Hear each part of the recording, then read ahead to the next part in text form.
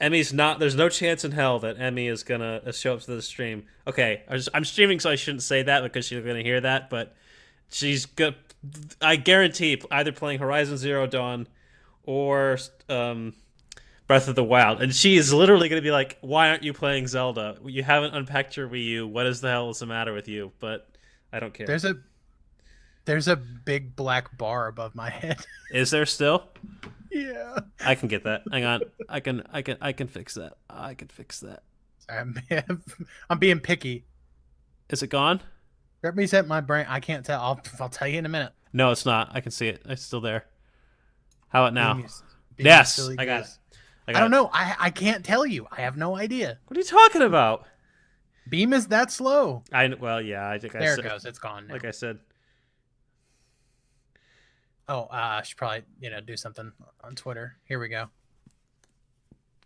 I was about to go to bed. Lilo. Yeah, no, there's no bed happening for you. Bed Yeah. isn't a thing that we do.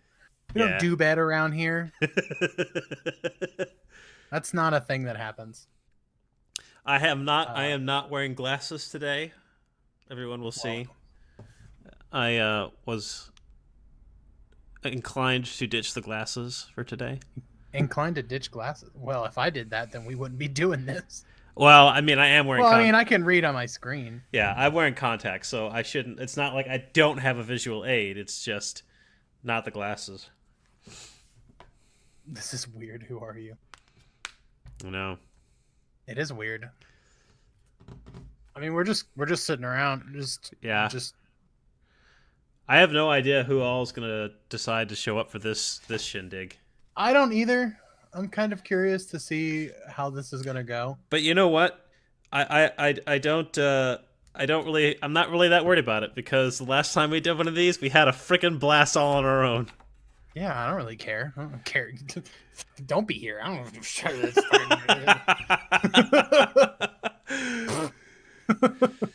I don't need you. Am I getting I'm like awkwardly itchy now. Oh yeah. I've got hives.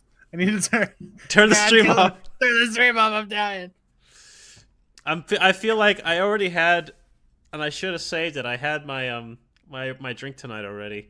I want to get another one, but I don't want to get another one of these because I've been having one a night and they're seasonal, so I didn't want to waste them.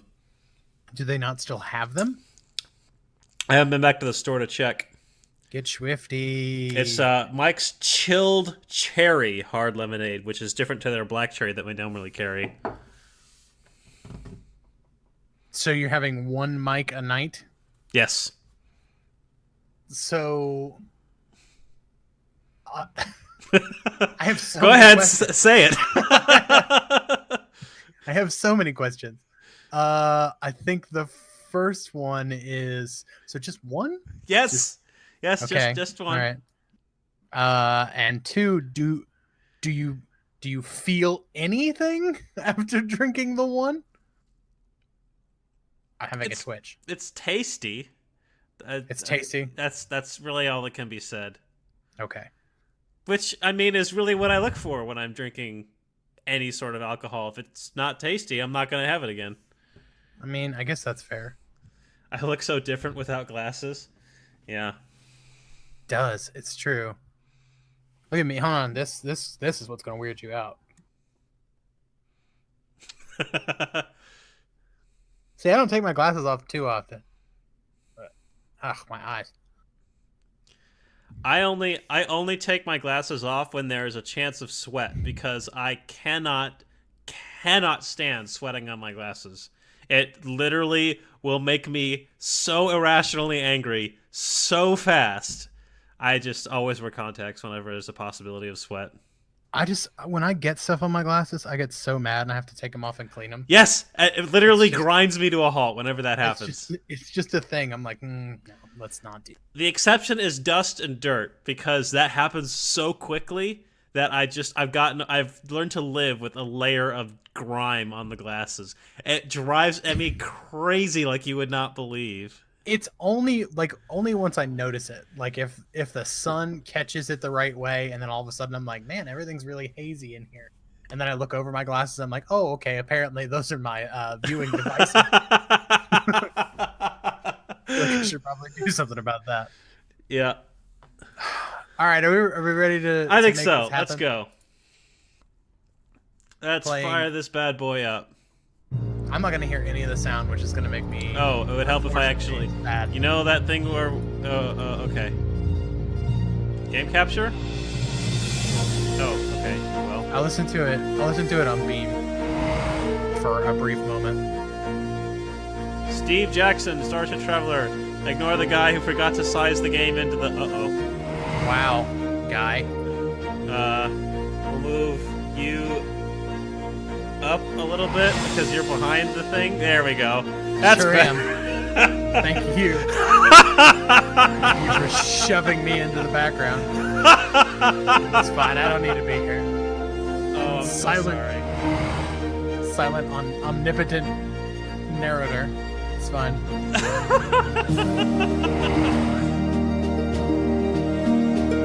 Clinton Shepard. His only credit. I can turn the game down in a minute. Sounds like I might need it. Listen, I heard like, content. Oh, update. great, the content update. Shit. This is what I get for not letting the game load all the way when we were testing it. This game is alive. It's got DLC. It's fucking season pass coming through. All right. I'm excited to see what season 3 is gonna be like. Extras. What's the extras like? Oh, rules. There's rules? Oh man, look at this. Forget that. There's no way Reading. we're reading that. But I did see the story of Starship Traveler. Oh. No, it says spoilers. Forget that. Forget that. I can't see it. All the things happened. Okay. All It right. said spoilers. We're gonna skip the spoilers. Oh, it said spoilers. Yeah, it did. Okay. I Lilu. didn't see any spoilers. As the only objective viewer, can you tell me if the game music needs to come down a bit? It's so funny watching it on the stream because it's like Way behind. it's super. It's like super fluid, and then I'm watching it on the screen share, and it's like.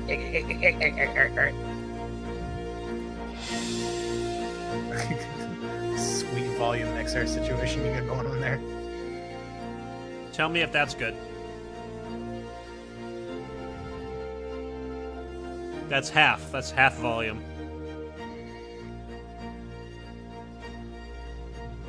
Oh, You talk DLC. again. She's talking Me? to you because you're in the same mix as the game, so it's your voice I she's am? worried about. How am I on the same mix as the game? Because you're part of desktop audio. No, but you can turn the game down individually. No, which I is what you did. I did turn the game down, but I didn't turn you down. So Oh. we're judging my mix of you in the game.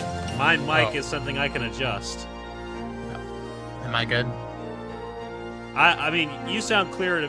I didn't have a problem hearing you. We'll go with it. We'll keep. It's just a slider. It's a slider. If someone tells me I can't hear DLC, I'll slide the game down a bit more. It'll be fine. If you can't hear me, I'm almost swallowing this microphone. I mean, I can hear you just fine. If I get any closer to this they can, microphone, it will be in my mouth. Yeah. Deep throat that mic. Oh, yeah. Oh. I'm reading books. You guys like books? Oh, I got a story for you. It's like that guy. You want to buy some storybooks? You want to buy some death sticks? Okay. Shall we go? Shall we give this a whirl? Yeah, man. Let's do it. Here we go. I'm not gonna read all of this. Classic. We're gonna play classic. There we go. Oh, okay. Now we have a thing. Yeah. This is Pardon all me you. for a moment. Having served as a dedicated officer of the Astro Navy for many years, your experience and skill has been rewarded with your promotion to captain. You wear your new uniform with pride as you enter your name on the registration console. Oh, perfect. What's our captain's name? I'm loath to call it Flapjack since I'm an admiral. I don't wanna demote myself here, so let's give this guy a different name. And you can't use waffles either because He's a Commodore. Yeah. It's gotta be like Captain Crepe. Croissant, Captain Croissant. Captain Croissant. Reporting for duty, sir. Captain Poisson. All right, we're prompted to select our gender. Should we just go with male? I'm supposed to read this. Oh, Male. Yeah. sorry. Excuse me. Okay, you ready? Okay, yes, male. What is your gender? The registration console requests you finalize your new position with a statistical scan. Using advanced technology, the console will determine your base stamina, skill, and luck values. Place your palm flat on the registration console to complete the process. Advanced technology. Click. Advanced. Roll. Click. Calculating your stamina. Oh, good. We have a dope stamina. Yep. It's the skill that's gonna screw us. If we don't roll high skill. Calculating your skill. 4. That's Oh, not- 3. Not, Nice. That's not terrible. That's not terrible. Calculating your luck. That's the sound of the computer makes. That's well, pretty shitty. That's not great. That's okay. It's okay. With the process complete, you remove your palm.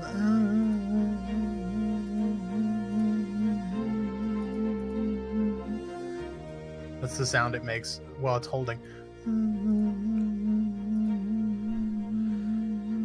Oh, sorry. I just had turned it down. You remove your palm.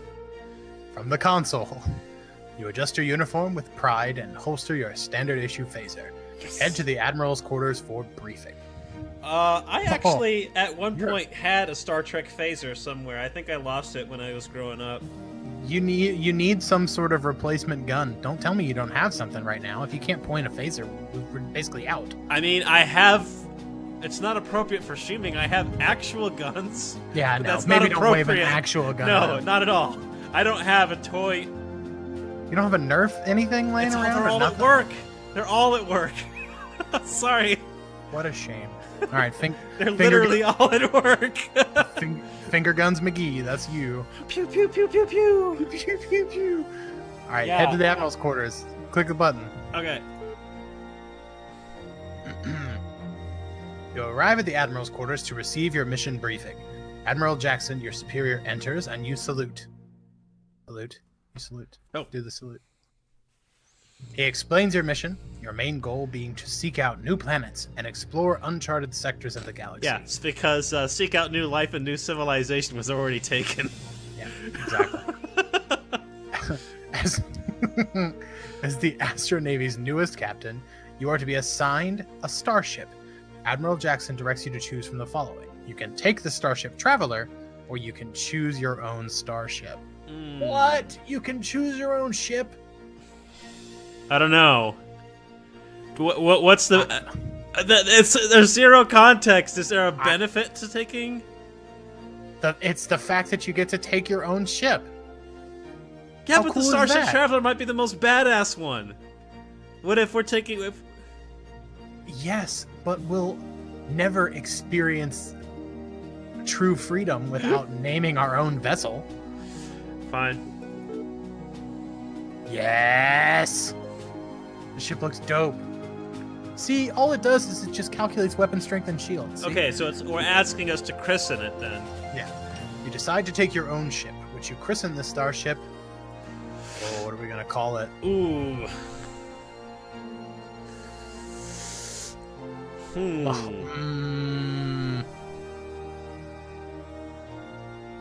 I don't know.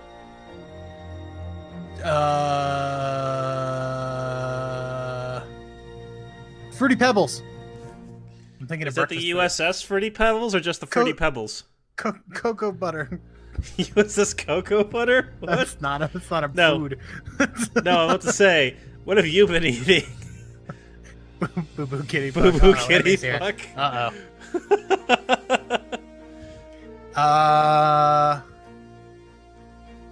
I'd call it Breath of the Wild, but I want to make sure that the ship has a chance of running. Plus, we don't want Nintendo to pull this VOD, so... Yeah, exactly. Ooh. Oh, let's see. What are we gonna call it? What are we gonna call it?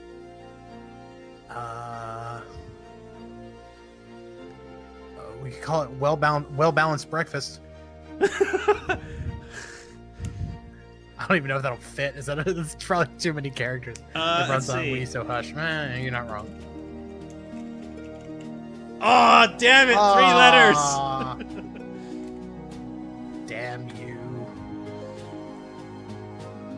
USS Balanced Breakfast. Yeah, could be the balanced breakfast. Do we want to call it the Balanced Breakfast or the USS Balanced Breakfast?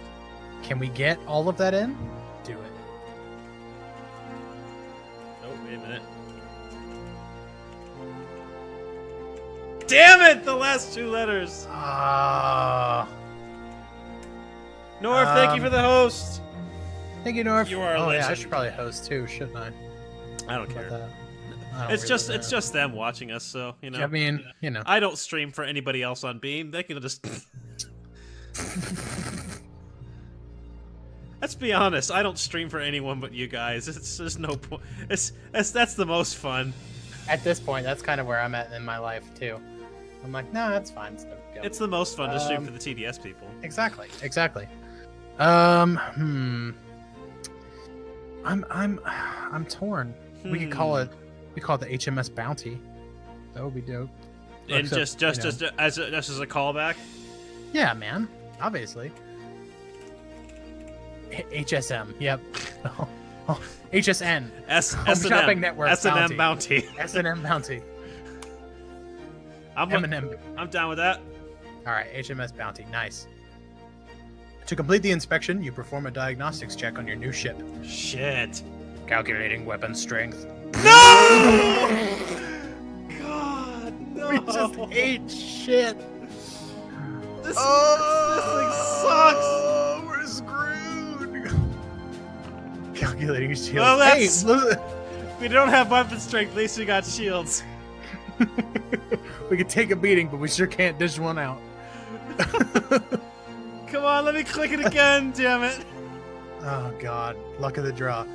With the diagnostics check complete, you and the Admiral are satisfied that your starship is in perfect I'm not. Follow Admiral Jackson to assemble your crew. Oh. Admiral Jackson offers you 2 choices when assembling the crew of the Starship HMS Bounty. Get right to the action and take the Admiral's recommendation, or be more strategic and handpick your own crew. Obviously, we have to handpick our own crew. Right? First, choose your science officer. This is just a more opportunity for us to fail rolls. Yes, I'm so excited. All right, science officer. Which one of you nerds wants to be science?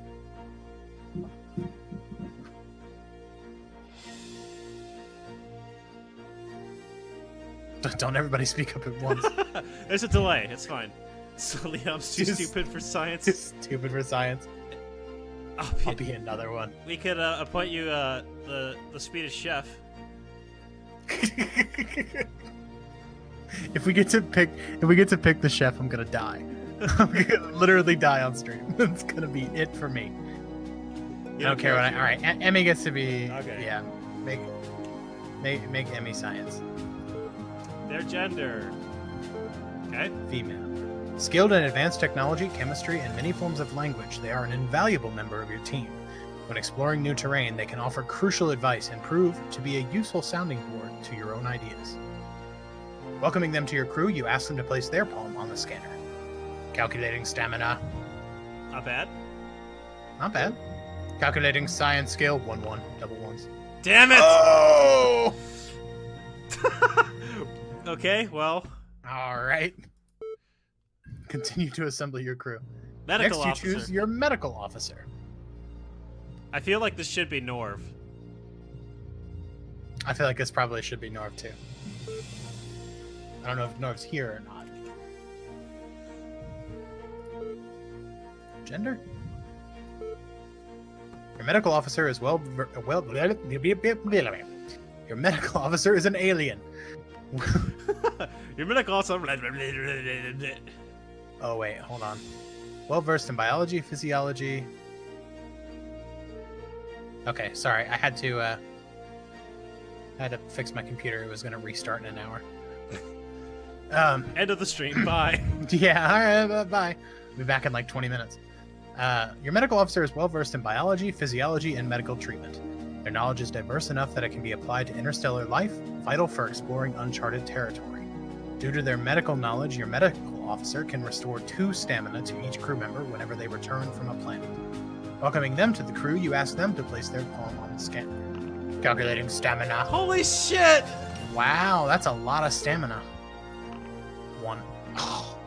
I was hoping that we would roll 1s on everybody. We'll let the medical officer go first when there's any, delay missions.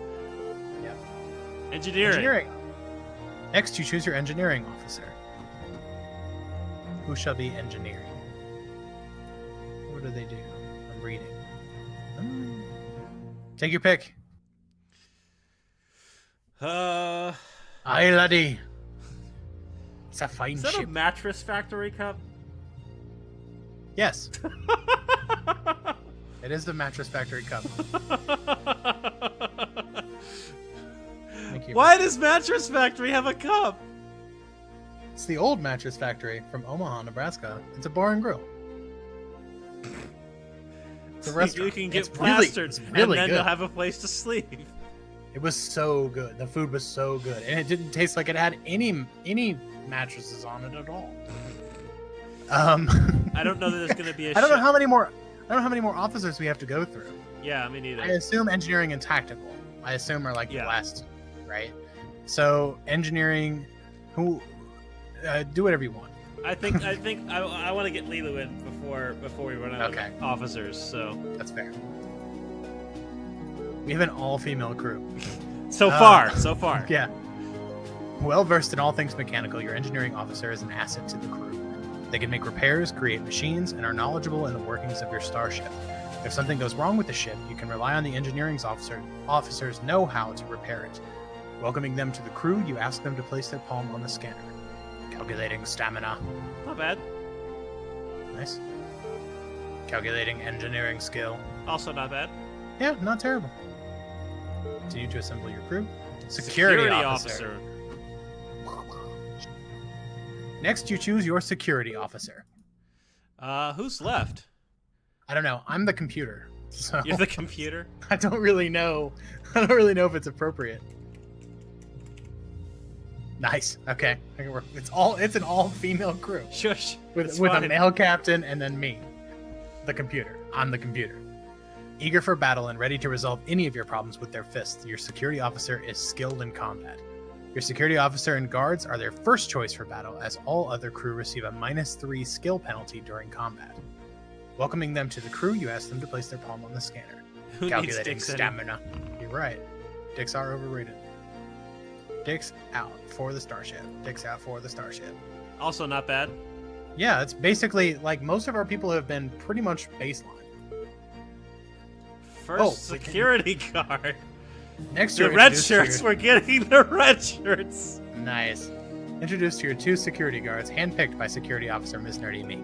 Glancing at them, you honestly cannot tell them apart. They are both wearing red shirts. Do we know 2 people who are basically the same? It's Dr. Exodus. Red shirt. Calculating stamina. Not bad. Calculating security skill. Yeah. Yeah. Penis is new. They're red shirts. It's fine. They'll die. You're then introduced to the second security guard.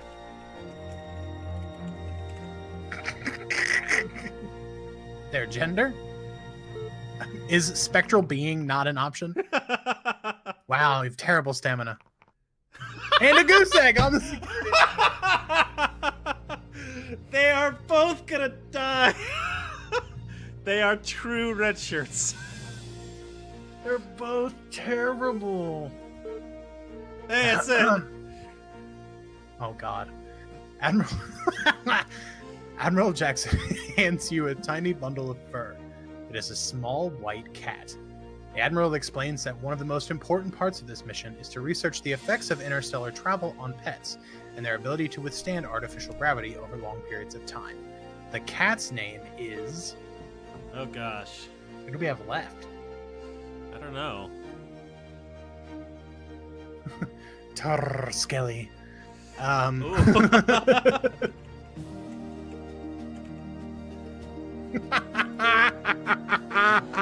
Sold. You sold me immediately.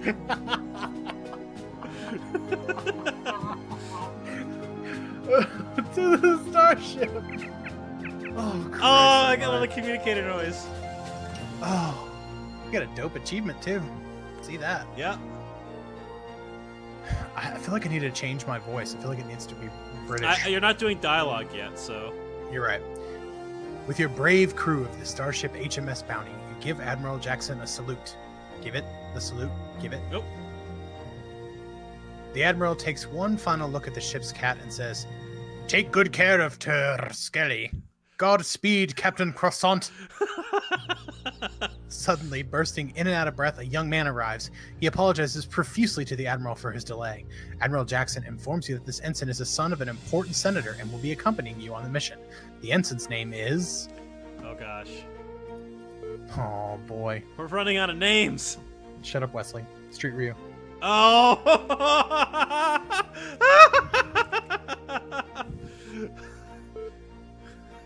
Did you do it right? I sure did. Okay, it looked like you put in Street RY and I then... fixed it. I fixed it. Okay, alright, it went. I just watched it on the stream just to make sure. You are now ready to set off. You take your seat on the bridge and prepare yourself for the adventure ahead. Dismissed. Ooh, the music changed. Ooh, panic, it says. Panic. Ah, panic. Sorry. From your seat at the helm of the Starship HMS Bounty, you study the VDU anxiously. Engineering section has reported an overdrive malfunction which has locked the warp engines at a 10% velocity gain. You are watching the velocity indicator advancing rapidly through the safe region towards overload. You hit the communicator button and call engineering for further news. It is not good. The malfunction cannot be traced, and it will take another 13 minutes for a system check to provide a full analysis. You are heading towards the Celsian Void, a known black hole. You may or may not avoid it, but Science Officer Emmy has another plan. If you swing the ship through its immense gravitational pull, its gravity drag may help reduce your speed as you travel away from it. This is worth a try, but the navigational tuning will have to be precise. You swing the starship hard to starboard as you enter the Celsian's gravitational field and fasten your eyes on the velocity indicator. To your great relief, the plan seems to be working. The gain comes down from 10% to 5% to 0 to negative 5%. Loud cheers come from the crew, but you are still watching the velocity indicator. It is now showing negative 15%, a negative 25%, and still falling. The HMS Bounty is being sucked into the Celsian Void. You hit the red alert button and instruct all ship's personnel to strap themselves down. Do it. Oh. Oh, shit. Everyone strap yourselves down! That's exactly what the captain says. Oh, shit. Oh, shit. Is this live? Is this live? Am I on? Am I on? Captain Kirk does that all the time. Yeah, I'll see you later. Dismissed, Nurse Chap. The ship begins to whine and shake as it rapidly accelerates toward the black hole. There is nothing you can do to avert the impending disaster. An almighty explosion rocks the ship. All the crew, including you, lose consciousness.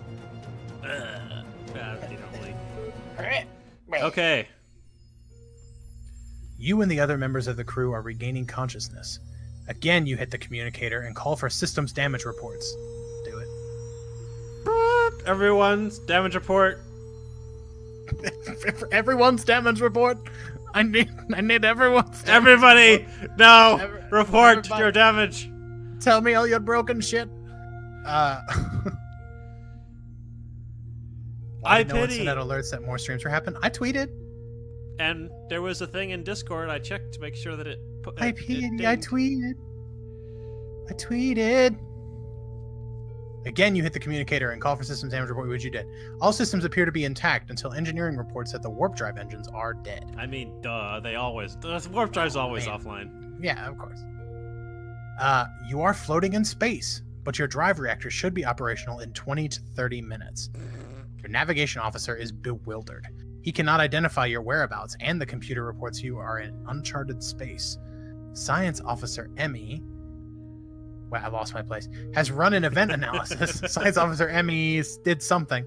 Has run an event analysis, and you appear to have gone through the black hole, through a dimension warp, and you are now in what seems to be a parallel universe. After some delay, you regain warp drive. Long-range scan indicates 3 solar systems ahead, of which 2 may have intelligent life. What are your orders, Captain? You can set course for the life-bearing system ahead, set course for the life-bearing system on the port side, or set course for the barren system on the starboard side.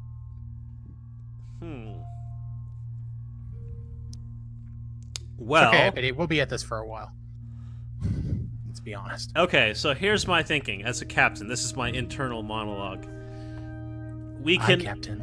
It's my computer voice. We totally can repair ourselves. We don't need help repairing ourselves.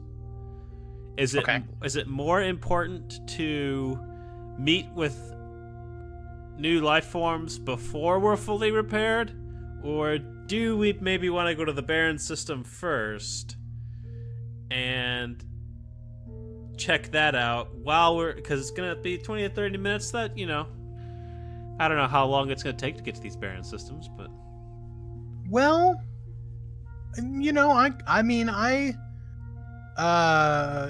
see where you're going with that. Maybe we do want to seek out new life forms and new civilizations. And this is my thought. My thought is, yeah, sure, they might be hostile. That's a thing. And we'll probably lose both of our red shirts probably almost immediately if they don't fall down the steps coming out of the shuttle and just die. They might just trip and impale themselves on dirt. Or Eminem might smack them on the back of the head and they'll just die. Eminem pistol whipped them because they said shenanigans one more time. I'm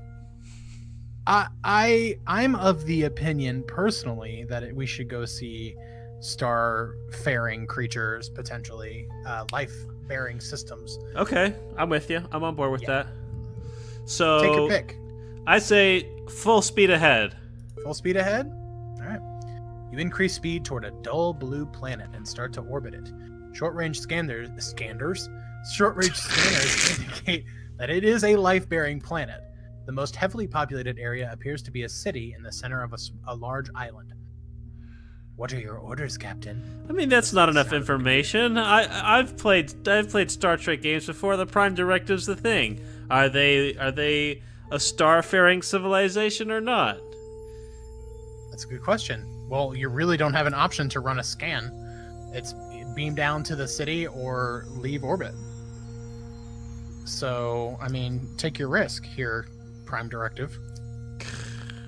I don't like it. We'll send down an away team. Assemble your crew for the dull blue planet with the city in the center of the large island. So we've got science officer, medical, engineering, security, first security guard, second security guard. How many are we allowed to do? It looks like all of them. Take the whole crew. Just take them all. Just fuck it.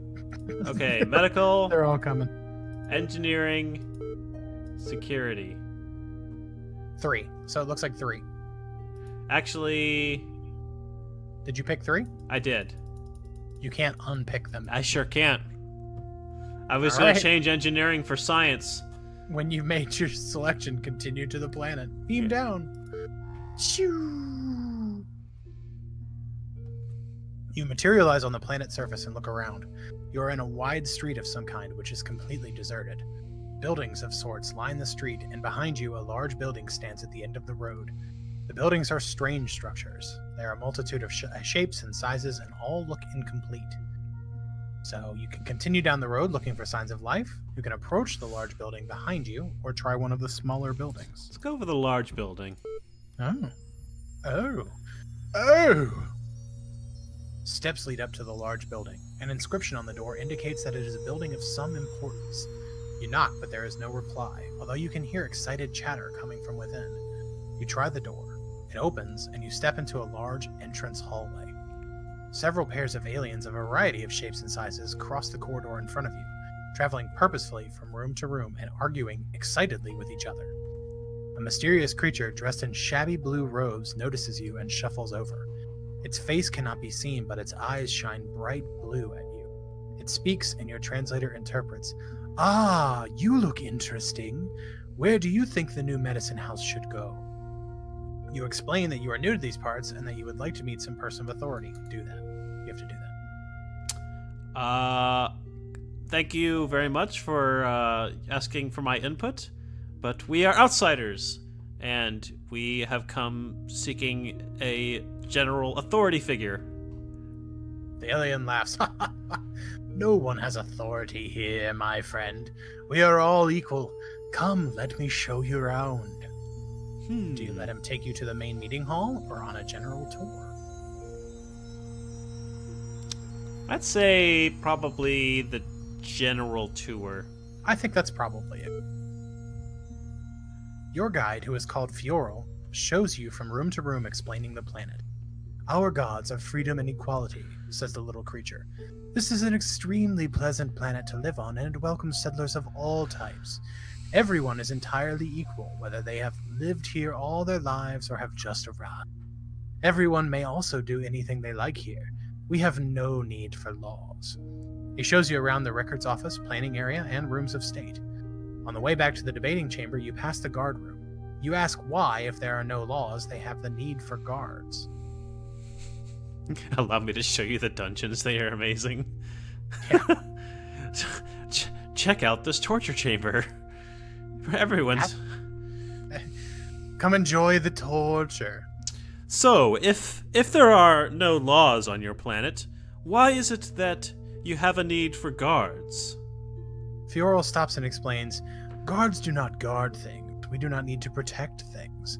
It's just that some members of our community get pleasure out of attacking others, and of course they are free to do so as they wish. But in fairness to the rest of the population, they dress up in uniforms and call themselves guards, so as to warn others that they must be on guard when a guard passes. I don't think that's what the definition of a guard. Do you understand, Captain Croissant? He picked up French really quick. While you are considering this, however, 3 of these guards have left their room and have crept up behind you. They leap on your backs and wrestle with you. Fioral backs away. Yeah, I'll bet he does, the little booger.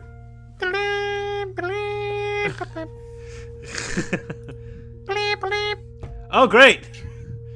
You must fight. Perfect! This is gonna go well. Oh wow, look at this. 3 guards! Holy shit.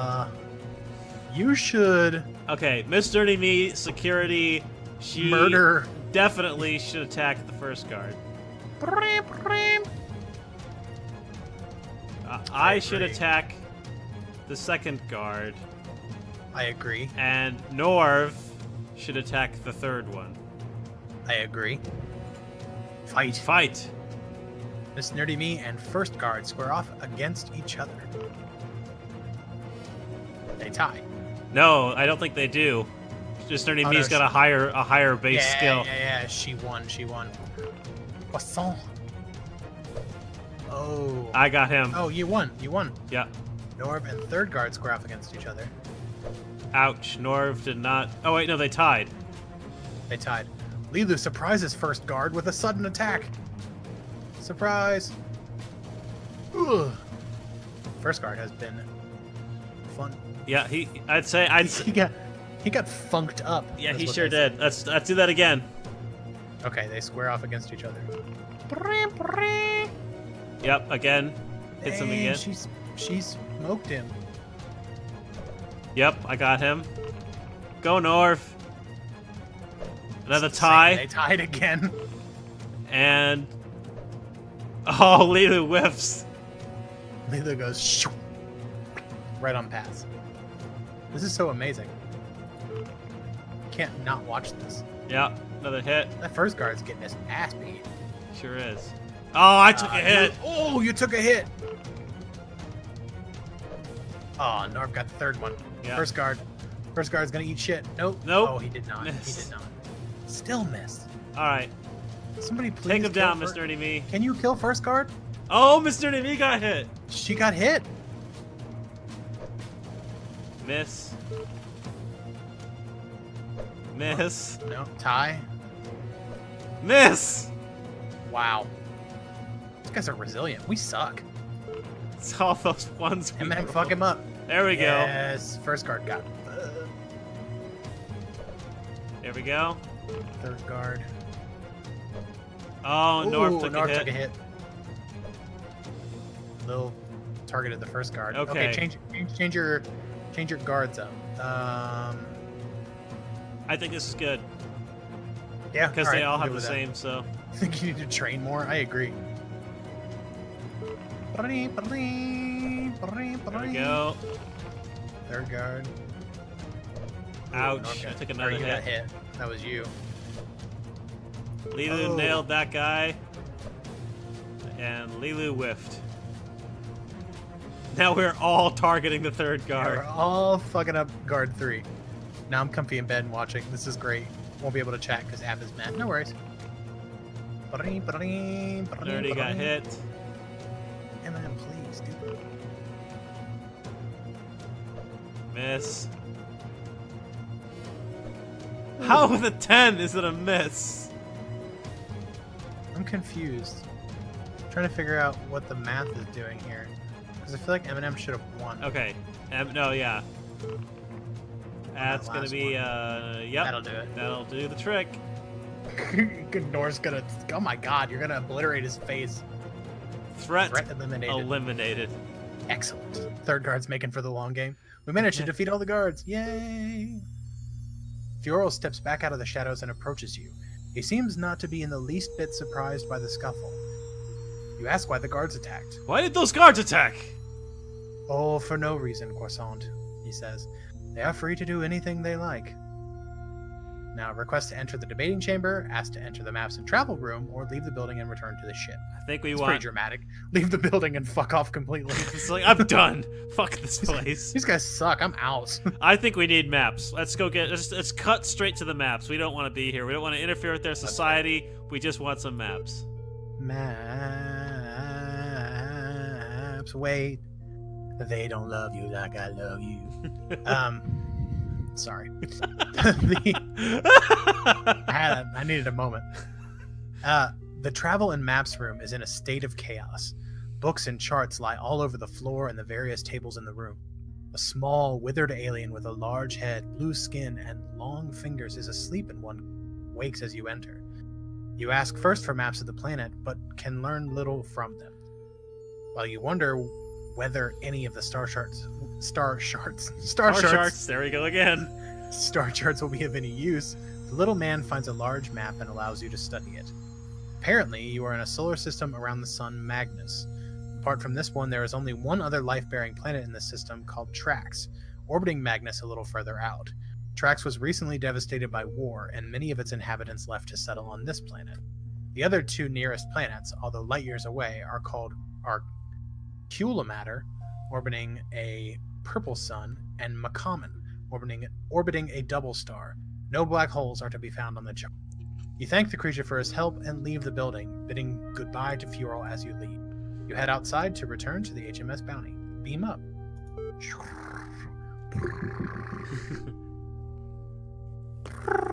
I don't know what the beam sounds like. I'm just making shit up. Back on the bridge, you set coordinates for your next journey. Another life-bearing planet orbits the same sun a little further out. Medical Officer Norvenha tends to the wounded on board the ship. 2 stamina are restored to any injured crew members.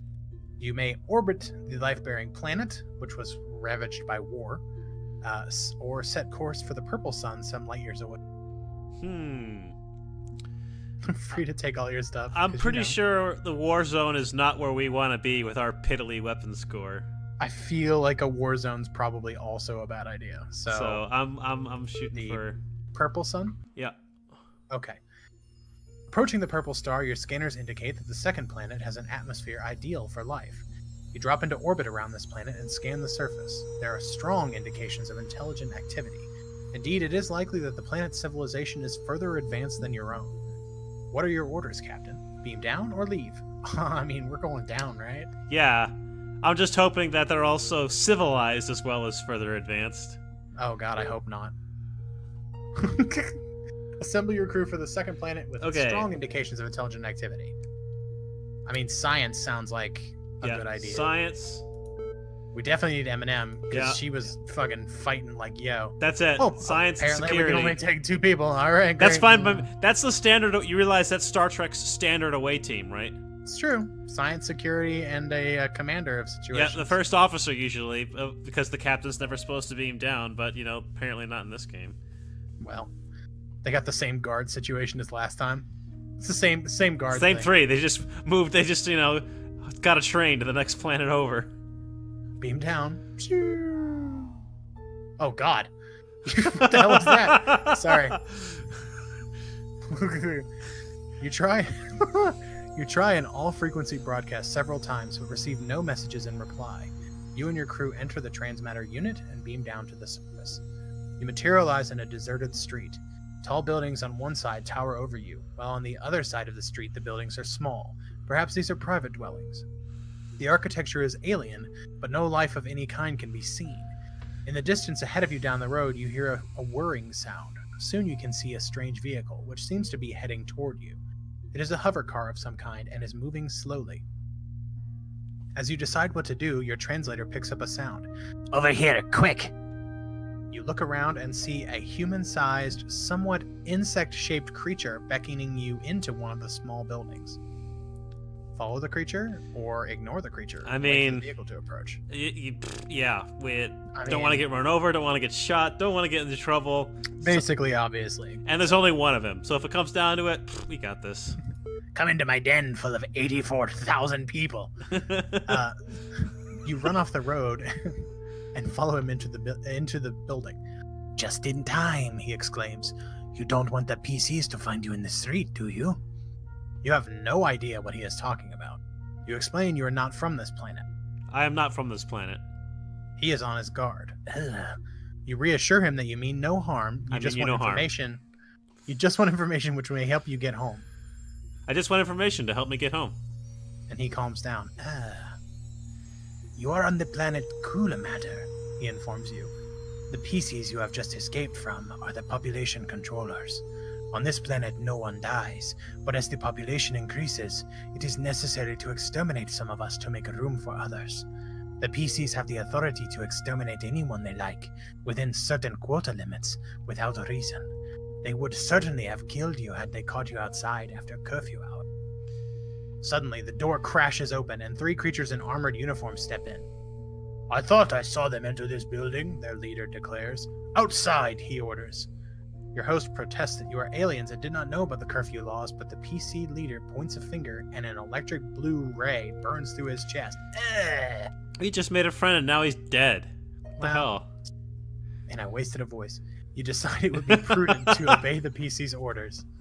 All the PC outside. Wasted it.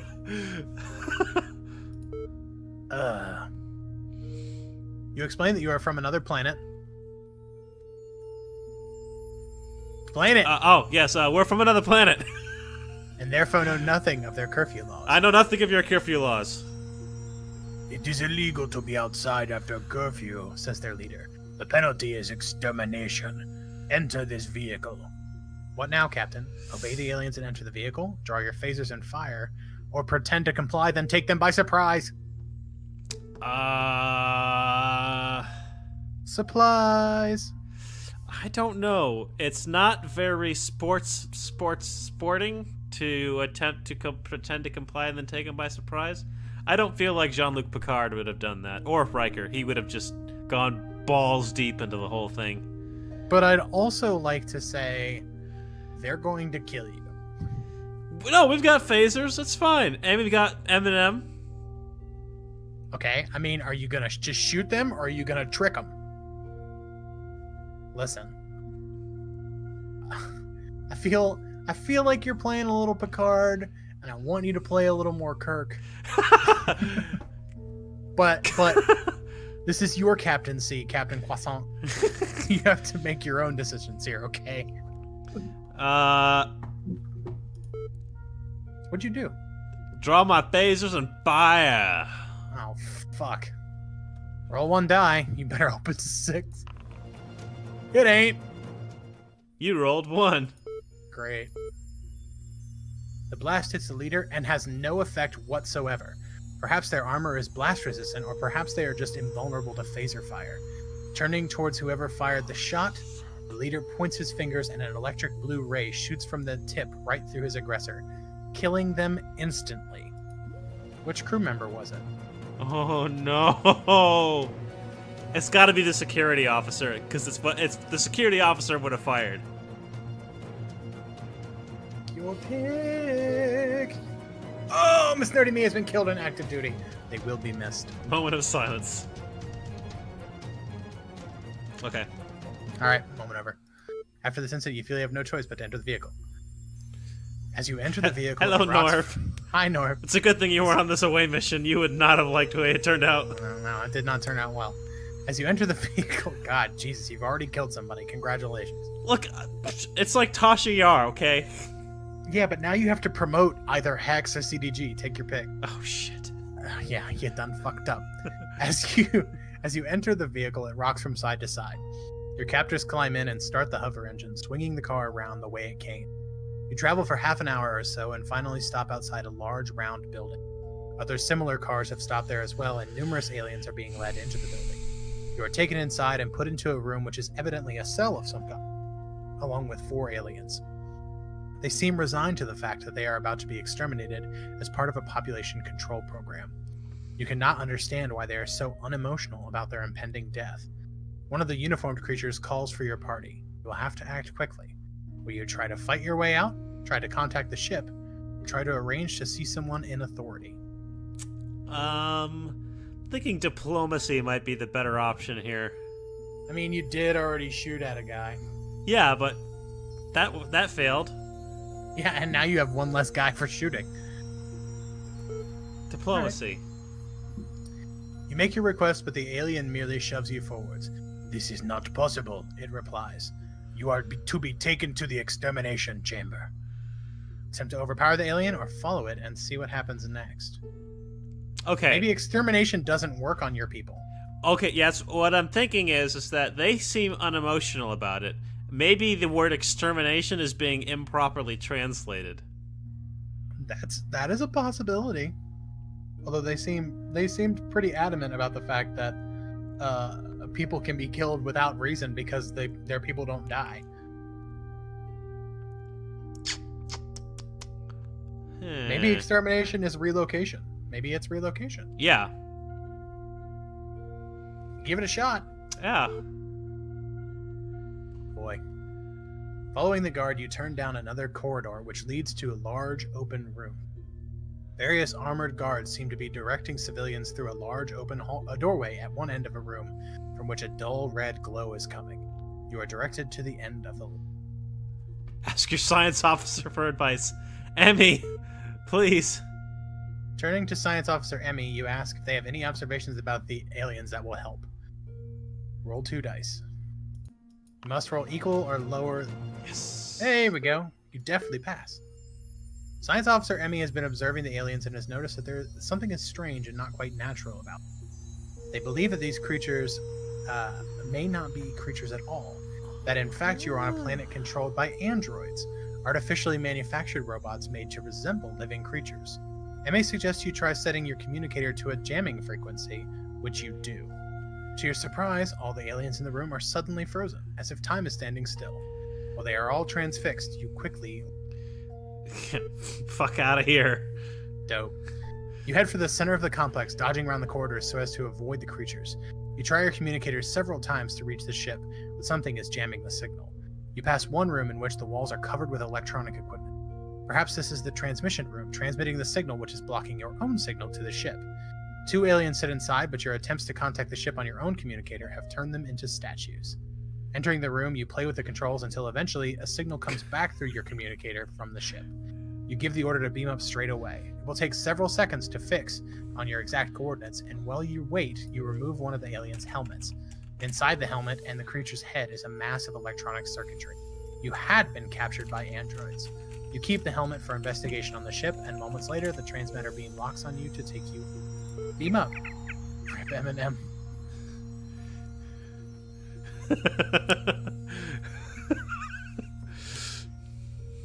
Medical Officer Norman attends to the wounded aboard the ship. 2 stamina are restored to any injured crew members.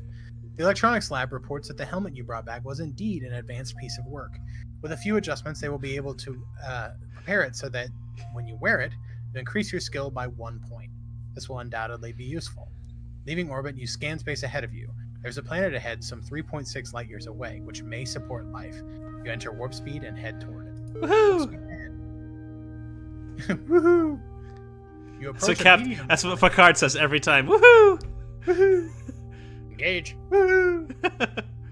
You approach a medium-sized blue-green planet and take up orbit position. Scanning the planet's surface reveals several clusters of intelligent life forms. You try to contact them, but nothing comes up. What are your orders, Captain? Beam down. Beam down. Assemble your crew. Oh. Deceased. Aw, man, I'm effing again. New F. Oh. Let's take first and second idiots. Yes, make it so. Oh, you can take 3. Yeah, I'd say, and medical. Yes, I agree. Beam down to the planet. You land on the planet and look around. A thunderstorm is raging around you, and it is pouring with rain. You are standing on rocky ground about 100 meters from what appears to be a village of some kind. 3 aliens, presumably villagers, are shuffling around about halfway to the village, but as you appear, they are startled and turn to face you. They are strange, podgy creatures with long necks and stumpy legs. One of the aliens turns and waddles off back to the village at what must be a running pace. The other 2 are advancing towards you with weapons, long pointed sticks drawn. With sticks. They're advancing towards you with sticks. Not Sticks. worried. So you can wait for them, you can walk towards them to meet them halfway, or make a dash for the village. I mean, I think maybe perhaps pleasantries might be the best. Yeah, I say wait. Well, we're not going to show aggression. I agree. Through your translator, you talk to them explaining your mission. What's your mission? To explore strange life and new civilizations. Not that you're strange, but, you know, we're here to meet with you. They are suspicious and hold you at bay with their weapons, but agree to take you to the village elder to talk. Speak with the elder. As you enter the village area, other aliens shuffle toward you inquisitively. You are marched to a large hut in the center of the clearing to meet the village elder. You enter this hut and see a large, somewhat wrinkled alien squatting in a far corner. After you've exchanged introductions, you begin to question him. We'll start with the simple questions. I think a little. Hey, how's your planet going? How things been? You know. The alien is quite a talkative creature and tells you that you are on the planet Kleba. On the surface of the planet, there are many villages of similar creatures. Their stage of cultural development seems to approximate that of the Middle Ages on Earth. They are an agricultural race. The weather on the planet used to be excellent, but bad weather has ruined their crops for several seasons. The weather is controlled by someone they refer to as the Rain Lord, who lives in a fortified castle 2 hours' journey from their... The Rain Lord is, they believe, punishing them with this bad weather. As the crops have been failing, the village has been hit by famine and disease. So if you have your medical officer, you can offer to see what can be done for the sick. You can ask them if they know anything about astronomy, or you can try to contact the Rain Lord. Nice.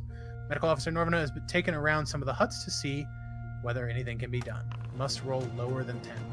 Bam. Roll lower than 10. Nice. Conditions are very primitive. Medical Officer Norvenhod notices that many of the aliens have a fever and tries a drug which appears to bring their fever down. The aliens are grateful for you. Medical Officer Norvenhod returns and complains of feeling unwell. Oh, God. Test your luck. Norv, I hope you haven't caught the plague. Norv got the plague. Nope. Shit.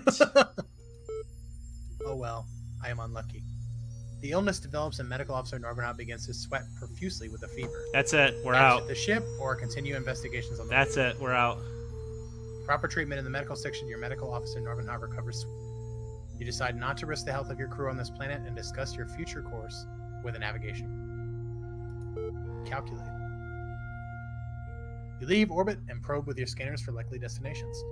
3.3 light years away is a large red planet which you can head toward. Okay. Alright, you switch to warp drive and head toward the red planet. As you reduce from warp speed, you approach a small gray planet. Enter orbit around this planet, or do you want to go to the red planet? I'd say I'd stop here, see what's up. Yeah, might as well, right? The planet appears to have no life on it. Its scanners detect some sort of activity. Perhaps the regular workings of a machine. You decide to investigate and send out a party in a recon plane. A recon plane? What happened to the shuttlecraft? Come on. Recon plane. To see what is happening. They pilot the plane, the area of the signal, and land on the planet. It's rocky and barren, but not far from where they landed, they find a scout ship of a type they have never crashed into the surface. Investigate further or return to your ship? Yeah, obviously we're going to investigate. They can find no signs of the pilot. Perhaps he has died or was killed in the crash. An automatic signal, probably a type of mayday call, is being transmitted by the ship's radio. There being nothing else to see on the planet, your crew return to the recon plane and fly back to the ship. Can't read. I don't understand why I wouldn't have disabled the mayday call. If there's no one to save, shut it off. Landing the recon plane, the party make their way to the briefing room to report to you. As they relate their findings, you are interrupted suddenly with an urgent message. Captain, we have lost 3 of our engineering personnel who were involved with docking the recon plane. They are all dead. What will be your first command? Put the landing party into quarantine, seal off the docking bay, or jettison the recon? I would everyone. So it's obviously already spread past the landing party. Yes. Probably. Getting rid of the recon plane. Getting rid of the recon plane is the last line of defense. I say seal off the docking bay. Try and contain it. Your navigator will build a new, better one, but it'll take a couple of seasons. Yeah.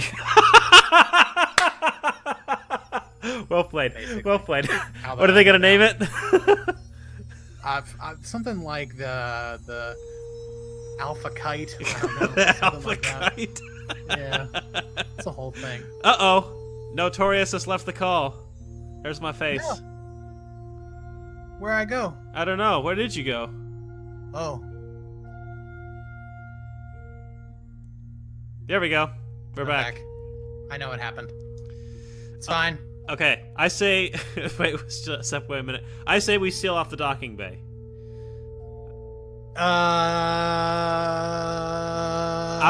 Sure. Seal off the docking bay. Quickly, the crew seal off the affected area so as to prevent the spread of the unknown killer. No more deaths are reported. Perfect. Using an EVA, extravehicular activity suit, Medical Officer Norvenha examines the body of one of the victims. They find that the man has been poisoned. The planet below must have some sort of poisonous gas in its atmosphere, and this has now been carried back to the ship. What now, Captain? Order the medical officer to search for an antidote, or evacuate the air from all the affected sections. That's like the whole ship. Also, how did you carry poisonous gas back? Gas dissipate. It's not a self-replicating gas. Yeah, about to say, and any starship worth its salt is going to have environmental scrubbers as part of the environmental system. Well, the Starship, whatever we named this, is HMS Buttsuck. Yeah. Search for that antidote. Must roll lower than 10. Patiently wait for Norvenha to return to the medical section. Hopefully they'll be able to succeed in creating an antidote for the crew. Norv's got this. Norv has it under control. Medical officer Norvenha comes up with a possible antidote and injects himself. They go down to the docking bay without an EVA suit and wait. An hour later, they have still shown no signs of illness. The antidote has worked. There's got to be an easier way to do that. Like, you can't just be like, "No, it's fine. I'll just shoot myself up and then go hang out." Hey, this looks right. Yeah, this seems right. Report to the medical section for treatment. Then again, I mean, do you remember the Naked Now episode? That's literally what they did. They're like, okay, let's try this. Nope. Okay, then now this. Nope. Okay, how about this? Whoa, I would never test on myself. Exactly, right? There's got to be some sort of monkey or something. You got a cat, stab the cat. Report to the medical section. Report. Okay. Report. Will you report there already? There we go. All right, there we go. Back on the bridge, you set your course. Ahead of you are 2 planets, large red or blue, or set course for a small, fast-moving spot with signs of life. Oh. Do we have a map? If I die, no one will be able to come up with another possible antidote. Makes no sense. Oh, wow. We actually do have a map. How about that? Damn. We got all kinds of cool shit. Look at this! What the hell? We've actually gone down almost every tree. Except for this one. Yeah, whatever we didn't do there. Purple tree. Adventure Purple tree.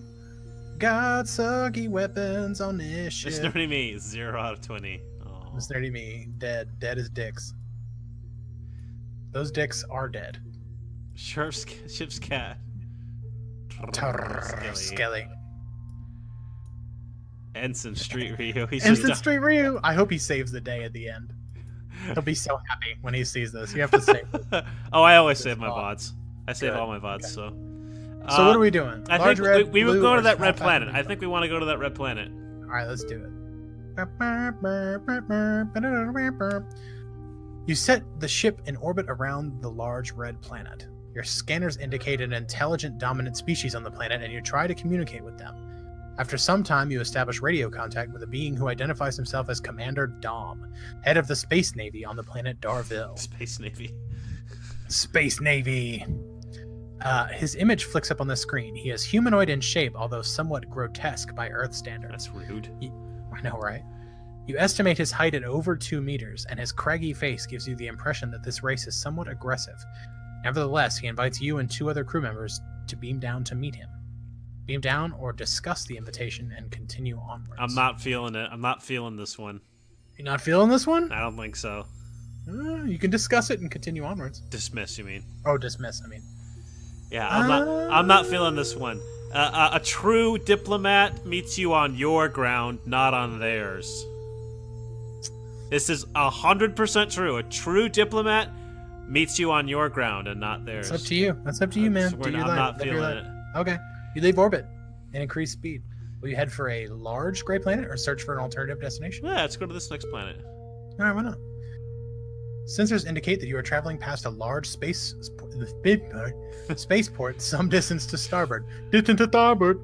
If your ship is damaged, you can dock for repairs, or you can continue onwards. Our ship hasn't had any fight. Thankfully, since we got because it will potato get its gun. ass beat. Yeah. Pew, pew, You pew. know it is true because of the serious voice. That's true. We literally have a pew pew pew. That's what we have. Oh boy. You take up orbit position around the large gray planet and scan the surface. There are possible radio signs of intelligent life, and you try an all-frequency radio message. Sometime later, a message comes through, and you transfer it to the screen. A gray-colored alien with a tiny round mouth and flattened nose appears, and introduces himself as Katate of the Millennium Mining Outpost. You introduce yourself and tell him of your mission. Oh, hello. My name is Captain Croissant, and we are on a mission seeking out new life and new civilizations. You learn that Melini is a mining planet, mining melanite, a valuable mineral ore. He invites you down to the planet and suggests your crew may be interested in a visit as the contests, sporting events arranged for the entertainment of the miners, are in full swing.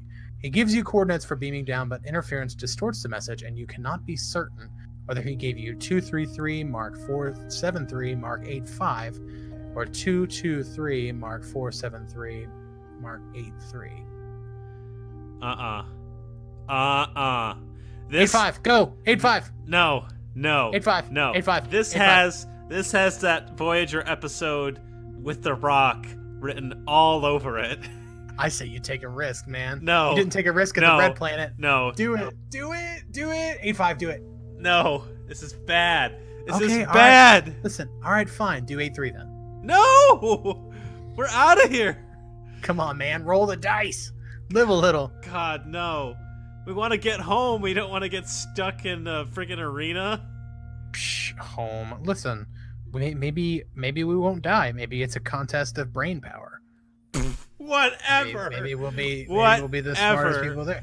Listen, I mean, I'm just saying, if Katniss hadn't competed in the Hunger Games, then her family would have been destroyed. She didn't have a fucking choice. If she could have walked away from the damn thing, she would have. And President Snow would still rule the capital. Spoilers for Hunger Games. It's been years. Who If cares? Frodo hadn't taken the ring, then the Council of Elrond would have basically just been there for like another week. Yeah, that's true. Although you do realize that his decision was to continue onwards and not stay. I mean,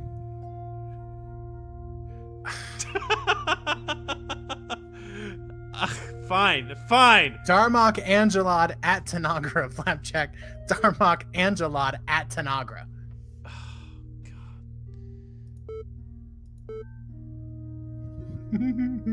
This is such a mistake. I'm so excited for how bad this is gonna be. Nope, we fucked up. You just drew 2 crew members to join you. Fuck you! This is your fault! You dematerialize and appear again on the surface. Looking around, you find you are in an open-air enclosure of some kind with dome-shaped buildings behind you. The noise of a siren pierces the air, and from the dome run 3 aliens similar to Katate with weapons drawn. Allow them to approach or draw our weapons and fire. Allow them to approach. Just allow them to approach. Let them come up. Nope, you fucked up. They run up to you and surround you. You explain that you've been invited down by Katate, but they have never heard of him and grab you, taking your phasers. They seem to be some kind of security guards. You are escorted to a detention room. See, here's the problem. I've seen all of Star Trek. I know how these things are gonna go. It could have been worse. Maybe it's just friendly misunderstanding. How could it have been worse? You could have been stabbed almost immediately. That's already happened. Also, how is 0.02 of a designation of a coordinate that big of an issue? Because it'll be the difference between being inside as a contestant and outside as an observer. Yeah, but I mean, like, they've never heard of the dude. Like, probably not. This is just a misunderstanding. Just go into the detention room. Everything will be fine. There we go. The walls of the room you are in are bare, and there appears to be no door in the doorway. But the boot which you toss at the doorway bounces back, confirming your suspicion that you are imprisoned within the room by an invisible energy sheet. Sometime later, guards return with a supervisor who asks whether you are going in for the contest. Yeah, try to explain. Hesitant on Flapjacks, I know how this is going to go. He went cray-cray earlier and got Eminem murdered. Look. Right? Look. Every series has its Tasha Yar, okay? Just trust me. TNG had Tasha Yar, Deep Space Nine had Jadzia Dax, and Voyager had Kess. Okay? Oh, Kess doesn't count. That's horse shit and you know it. You can't say Kess. I would have said Tuvix before I said Kess. And that's saying something, because I fucking hated that episode. Ugh. So bad. Of course she was wearing a red shirt, I pity. She was on security. Yeah, she was definitely a red shirt. Try to explain what happened. There you go. You decide that honesty is the best approach here. You attempt to explain to the guards that you have been mistakenly imprisoned and are here to see Katate. Roll 2 dice, you did it. Snake eyes. Snake eyes. The supervisor listens to your story and tries to contact Katate to confirm it. Eventually he makes contact. Katate confirms your story, and the supervisor, apologizing, takes you to him. What'd I tell you? It's dope. Everything's dope and fresh in here, man. You gotta trust me, dog. Katate apologizes profusely for the confusion. He offers to provide the finest view in the house if you wish to watch the contests. I mean, yeah. This isn't WWE. This is freaking the Coliseum. This is a Hell in a Cell. Straight up, son. The Undertaker is gonna fucking wreck shop. Pardon my French. Everyone who watches on Beam who isn't used to curse words because Flapjack doesn't use them. This stream is still marked mature. That's true. I've watched the contests. It's gonna be great. You're gonna love it. Oh no, things are bad.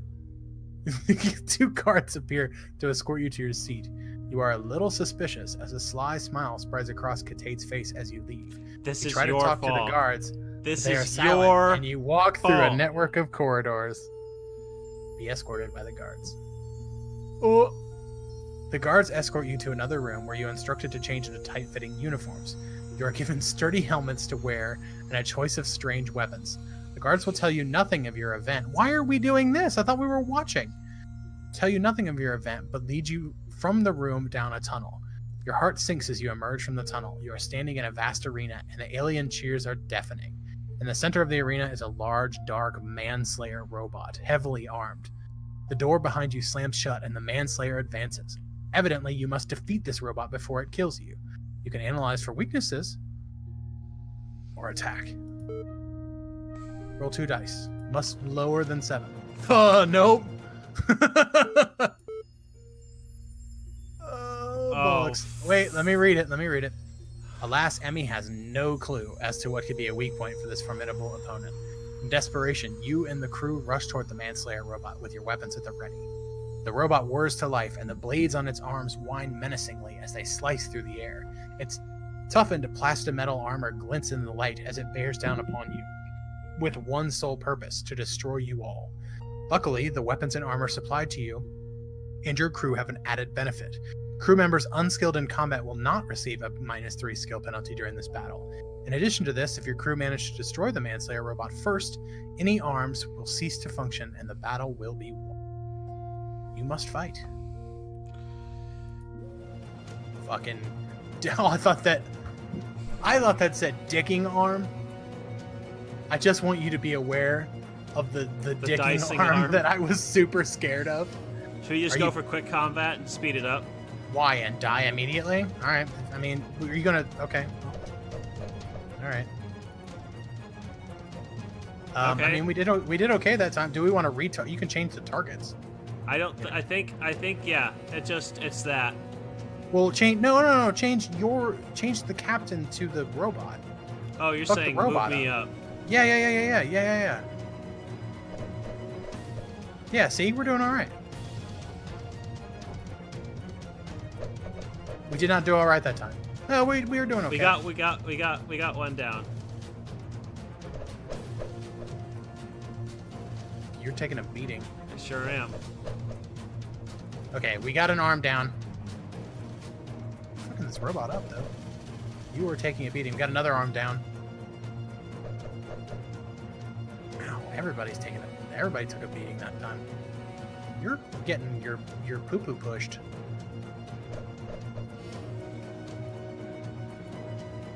What's the difference in this fight and the other one? We're not as good at this fight, apparently. So what's happening sort of in the background is it's taking our skill and we're trying to do better than they are. All right, Emmy to the front. Yeah, sorry, Emmy. No, but it's working, though. We're just spreading the damage around is all. Yeah, we are rolling dice. It's just happening in the background. It's not rolling out loud. You could just do a fight round. So that way... Oh, so they can see? Emmy's getting her butt. That's hacked. Robot and Manslayer square off. We lost. Take that! Take that. All right, so you see how it's going. We're not... Oh, God, we're not doing great. Getting a little dingled here. We only need to hit one more time. Yep. We got to hit one more. I'll go to the front. Yeah, that'll change the target. Nope. Okay, Emmy to the front. Duck and weave. Just need one shot. Oh my God, you guys suck. Red shirt to the front. Just hit the guy one time. This is bad. This is bad, man. God, these are bad rolls. Oh my God, your dudes suck. All of your dudes suck. Emmy to the front. Oh my God, you can't make one roll? Red shirt to the front. He's literally... One roll. Dude, we're so close to being dead. Yes! Oh God. Jesus Christ. It's because he has a skill of 10. Or no, he had an attack power of 13, didn't he? Yeah, he had really high attack. He had really high attack, so we weren't rolling good enough. Yeah. I have Los, the only one who could have possibly gone toe to toe with him with equal skill is Eminem, and she's Eminem could have wiped the floor with him. Yeah, you killed her. We slay the Manslayer robot. The crowd roars as the robot topples and crashes to the ground. You are led away to meet the senior executive of the mining organization, who presents you with the customary prize, freedom and a handsome quantity of melanite. You mention your mission and your desire to find a way back to your own universe. He nods and asks you to follow him. Head to the astronomical quarters. Why did you guys just beat him up to begin with? Because you can't. Not everybody can target the same thing. If you have multiple fighters, yeah. They have to target individual things. The fourth person, I think, can. Yeah. So when you have an excess of fighters and not enough targets, then you can attempt to do a sneak attack, which is what we were doing at the end there. It was basically one person being the damage soak, and the other ones attempting to deal out sneak attack damage. We died a lot. He takes you to his astronautical headquarters and has words with the director of Baby operations, who disappears into another room and returns with a printout. So far as his department can ascertain, the black hole you require is in Sector 083, but he cannot be sure of the correct timing. You thank him for the information and return to the ship to continue your journey. Medical Officer Normanhaut tends to the wounded. 2 stamina are restored to any crew members. Your nav officer informs you that there are 2 locations being picked up on the HMS Bounty scanners. A large wheel-shaped structure and a hyperspace jump away. It's a freaking ring world. That's all it is. It's just Halo. Death planet. All right, hang on a minute. How bad is everything? Oh my gosh. Yeah, everybody is just about hurt. dead. Yeah. Basically everybody except for Lil and Norv. Yeah, everyone's just about dead. Well, but we still have CDG. Yeah, we'll just send CDG in Hex's place next time. Yeah, it's fine. It's fine.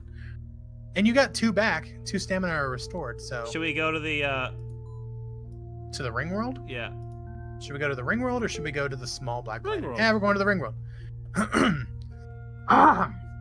Sorry, Mike. Hold on. Wait a minute. What? I don't have any. Okay. You slow down as you approach a large wheel-shaped structure, rotating slowly in space. Making radio contact, you learn it is the spaceport Lower Jamil. Your ship is welcome to dock, and there are facilities for repairing ships, but payment must be made in a currency you have never heard of. Have you picked up anything during your travels which you may be able to use to pay?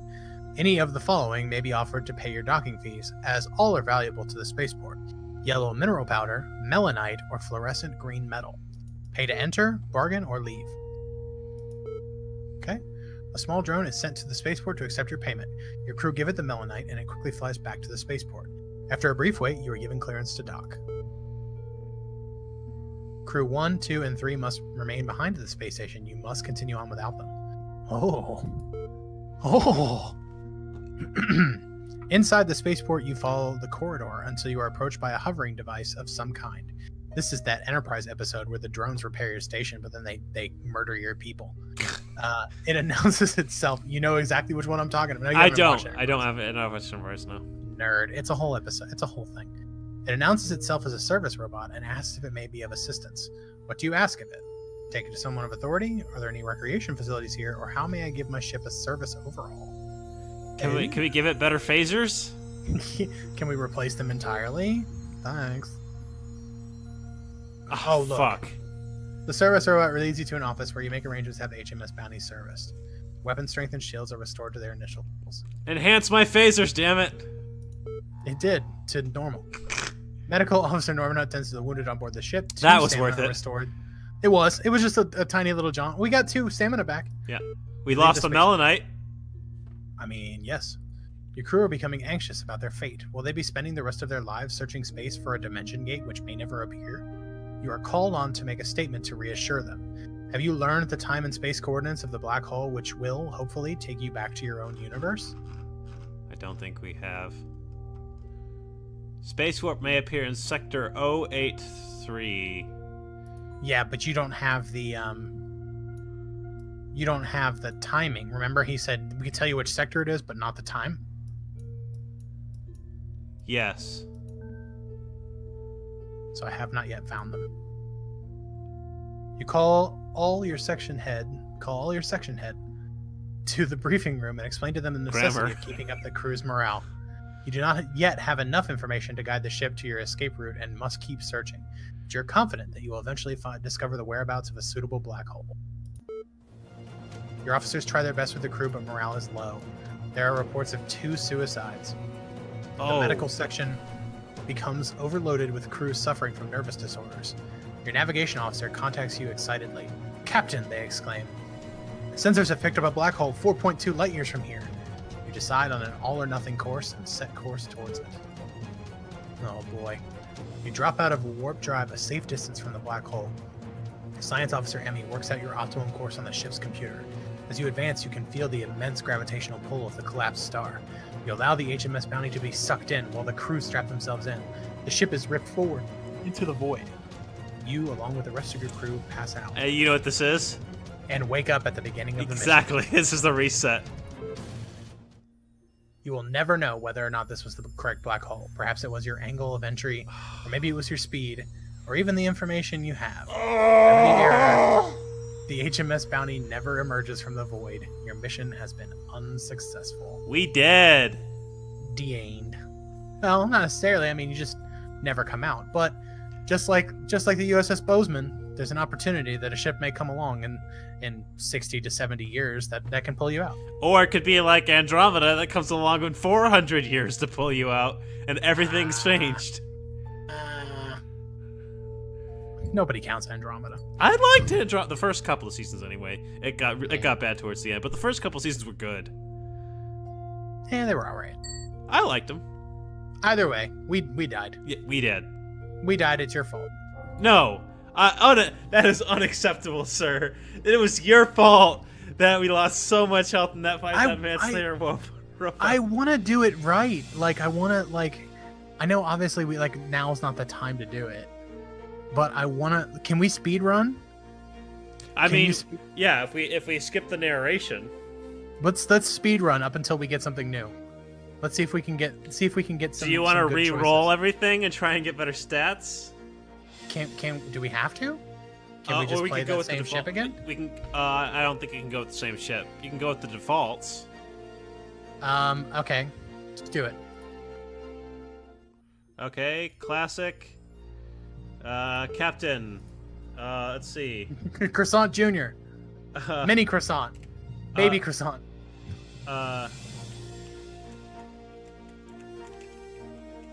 Pigs in Blanket. Is he an Argonian? Oh shit. What'd you just do? I went to the next page by accident. You actually got good. Yep. Good. That's good. That's better. Yeah, you're doing better. Okay, Admiral's quarters. Take the Starship Traveler. Oh, okay. It doesn't really matter. It looks like. Oh, we have better weapon strength.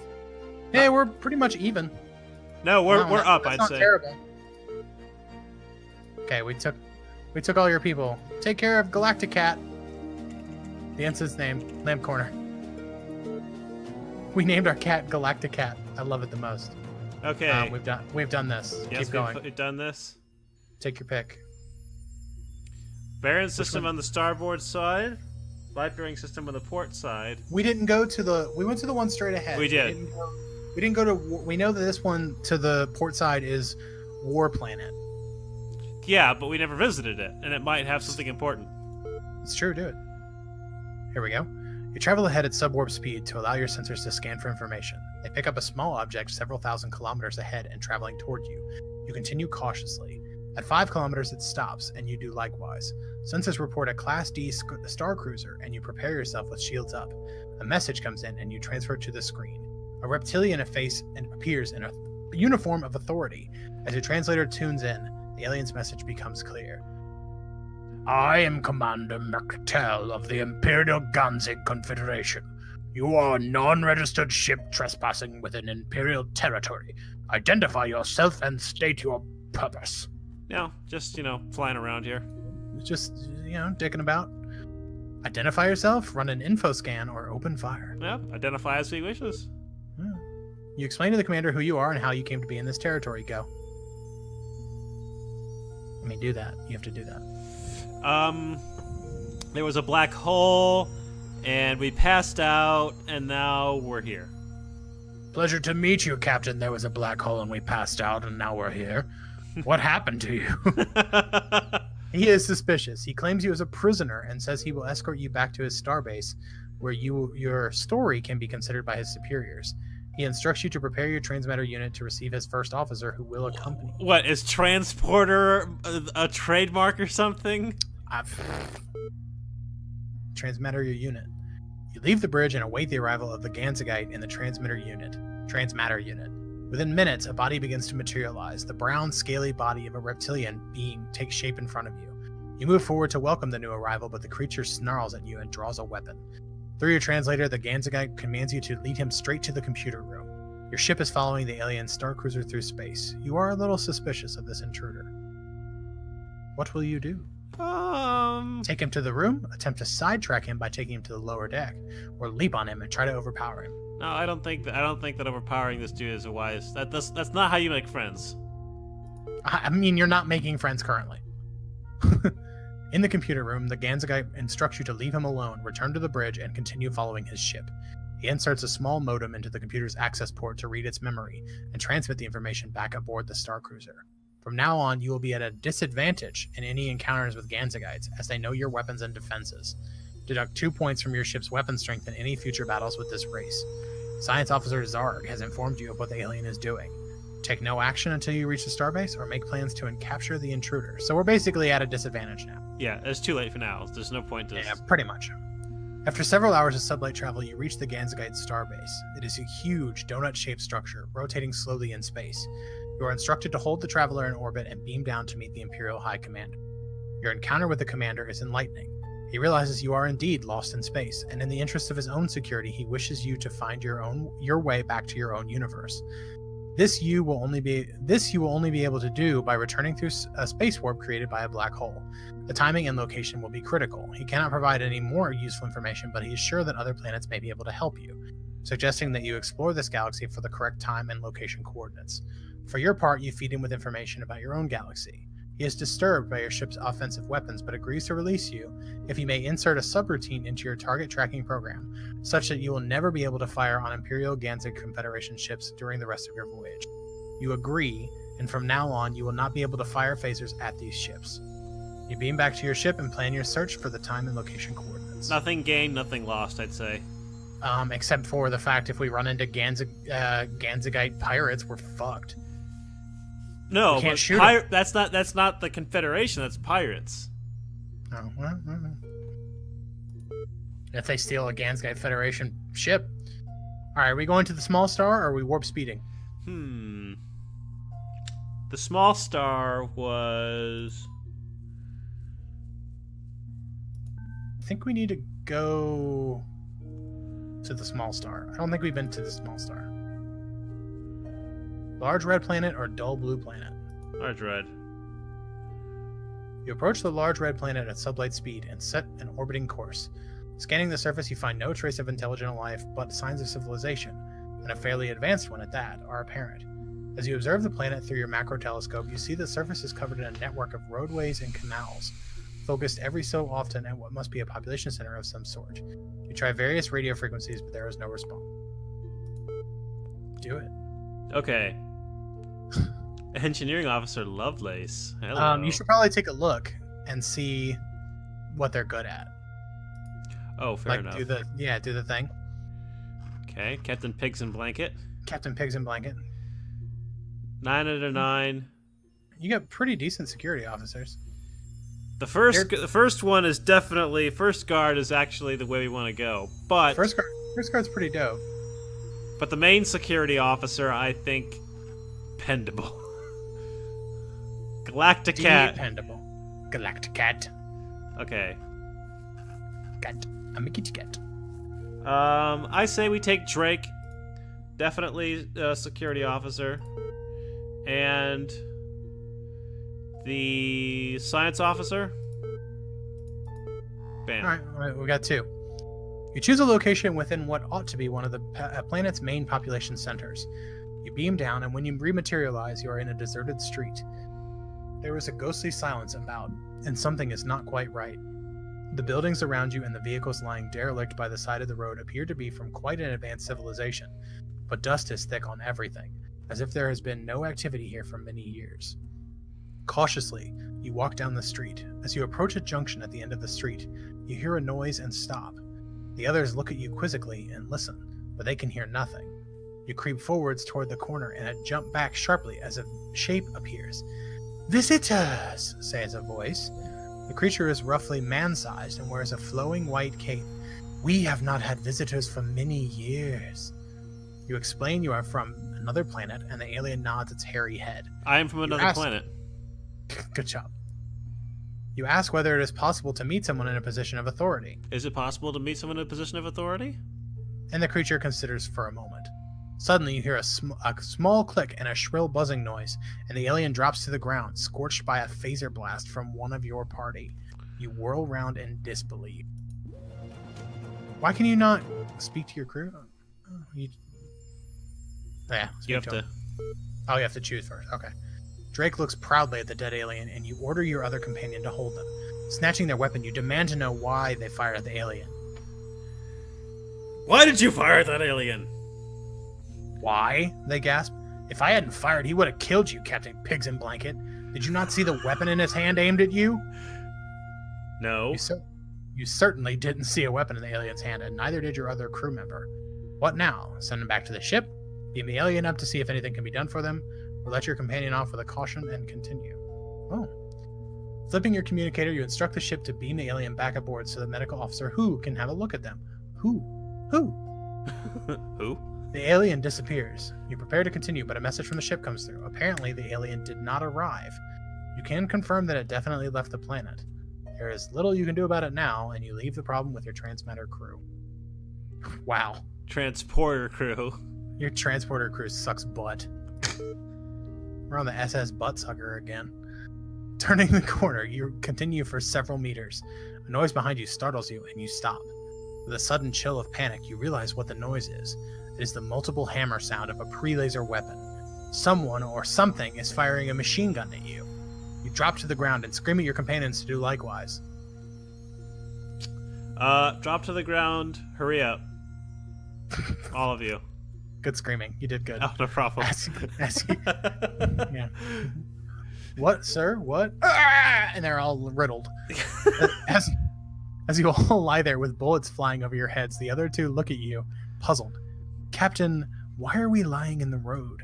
Says one of them, standing up. To your amazement, he stands in the hail of bullets, completely unharmed. Gradually, the sound fades, and the others help you to your feet, looking at you in a most peculiar way. A little further down the road, you come across a large building. Enter the building. You enter the building and look around. It appears to be a library of some sort. You notice on the entrance desk a type of newspaper and take it with you. Perhaps it will give you some sort of clue as to why this whole city seems to be deserted. Luckily, the library is computer controlled. You switch on a console, and after some whirring sounds, a voice comes back. Good afternoon, reader. What subject would it be today? First of all, you ask for local history. I'd like your, the daily headline, please. Okay, but the most recent entry appears to be some time ago when the city was bustling with life. One of your crew members rushes over. Captain, they say, I have just been looking at the astronomy files. There is a black hole which they think may be a space warp. It is in Sector 288. This news is indeed exciting. You decide to head back to the ship. Look at that. Back on board, you announce your news to the crew. As the navigation officer sets the course, you remember the newspaper and pass it on to the language lab for analysis. Using your long-range scanner, you discover a purple star within range and a small cluster of stars some 2.3 light years off to starboard.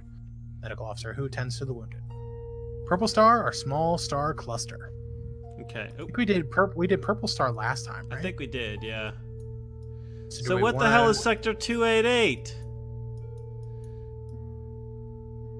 It's the, the one. Also, you're gonna find this weird. There's a dead pixel in this game. No. You can see it on the stream. I'm pointing right at I it. can see it on the stream. And I can prove I can't prove it to you, but when I move when I move it around my monitor, the pixel moves with it. It's a dead pixel in the game. It's I wonder the weirdest fucking thing. Is it just on that screen? Is it on other screens too? Can you tell? Oh no. Pull something up over top. It makes me wonder. It is definitely. Oh boy. It's the weirdest thing. How is there a dead pixel in a video game? It's not on my monitor. If I open Steam up over it. Yeah, I know you can't stream a dead pixel. How? How? That's new even for me. That's some dumb shit. That's new. I've been looking at it this whole time. I'm like, what is this? Video game of the Oh my god. How did they even do that? I don't know. I say the purple star we've done, small star cluster is going to hopefully have the timing information that we need. Alright, let's do it. As you approach, you cut engines. Switching to the visual on the screen, you can see the small cluster in the distance. Suddenly, your navigation officer wheels round. "Captain," he exclaims, "meteor storm dead ahead. We are moving straight into it." What are your orders, Captain? Evasive action or shields? Shields. Activate shields. Unavoidably heading into the meteor storm, you sit tight and hope it will pass quickly. As you enter, the traveler rocks as the shields take blows from the pounding meteors. Suddenly, huge meteors hurtle towards your ship. 18 meteors are approaching the traveler. In this battle, the meteors get the first attack. Each meteor is destroyed, whether it hits, misses, or is shot down. Survive to make it safely through the meteor storm. The Ganzagites have knowledge of your weapon systems and are prepared. These are Ganzagite meteors. You're welcome. What the hell? Yeah, there are 18. Great. Okay, have fun. Okay, quick combat. We got it. You got hit. We did? No. No. Oh, okay. All right. You're good. Shield's holding no damage. Okay. Taking damage. -2.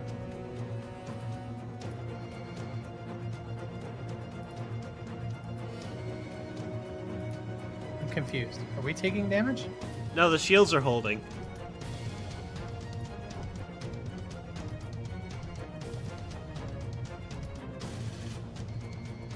Oh, I see. It's just rendered it as a ship. I see what's happening. Yeah. Ah, there we go. That time we took some damage. Yeah. Nah, we got this. That's fine. We got him. Final shot decimates your opponent. We destroyed the meteors. We only took a little bit of... we took a little bit of hull damage. It was fine. Not even... Yeah, we took a dent in some shields. The Traveler's weapons blast the gigantic meteors, shattering them into space dust. With the meteors no longer a threat, you sail through the meteor storm and proceed to the small star cluster you were originally heading for. You approach the small cluster. A message from your catering officer comes through your intercom. Bork, there is a chef! There is a chef! And bork, borky, bork, borkity, bork, bork. Bork, bork, bork, bitty, bork, bork, 4080, borky, bork. Leo, I'm so sorry. You agree that you must now find supplies for the ship. Scanning. I'm not reading it. Scanning the cluster ahead. You locate 2 planets of suitable temperatures and gravities to sustain life. 1 green, 1 blue. Did you go green? Yep. You take up orbit round the green planet. Scanning the surface, you find an abundance of vegetation and animal life, but there are no signs of intelligent inhabitants. Boom. Beam down. Take bitches. Obviously security and science. Alright, beam down. You enter the transmitter unit, and minutes later you materialize in a dense jungle on the planet. As you get your bearings, you hear a sound. In the distance, coming closer, is something large crashing towards you through the undergrowth. Everyone hide. Everyone hide. Oh no! Oh shit! The 3 of you slip back into the undergrowth and wait for whatever it is to appear. The crashing gets louder and louder until a huge beast comes into view. It is a squin, camouflaged by its green scales which blend in with the plants of the jungle. The squin resembles a large pig, but with a long, thin snout that resembles that of an anteater. I just added some more words. It pauses as if it senses something in the air and comes slowly towards you. Suddenly, you feel the foliage moving around you. To your horror, you realize you are hiding right beside another of the beasts. Its camouflage so good that you are unable to distinguish it from the surrounding plants. As the squin moves forward, a cry comes from one of your landing party, and you whirl around to see a great leg looking more like a tree stump descending. Security Officer Drake has been killed in active duty. They will be missed. Moment of silence. Okay. Alright. You watch in horror. In an instant, your crew member is instantly killed by the squins. Before you have time to react, another of the squin's mammoth legs come crashing down to the ground. This is a text adventure. The only QA really is spell check. It's just the text. Yeah. Oh man. Roll 1 die. Go to 1 or 2, a 3 or a 4, a 5 or a 6. Miraculously, you both manage to avoid being crushed by the mammoth leg. You both draw your phasers and leap out of the way. Leap away! With weapons drawn, you watch the squid carefully. There's a short exchange of calls between the two, and your previous shelter crashes off through the jungle along with its mate. However, before you have time to relax, the jungle begins to shake as something else moves through the foliage. Another squid crashes through the dense jungle foliage, then stops. The giant beast faces you, as though it dares you to react first. Without warning, it sniffs the air and grunts. The creature seems to consider you for some time, then turns and ambles off into the jungle. Where to from here? Gathering vegetation or search for animals? Oh, you search for shit. suitable plants. Oh boy. Using a nutritional analyzer to tell you which will be editable.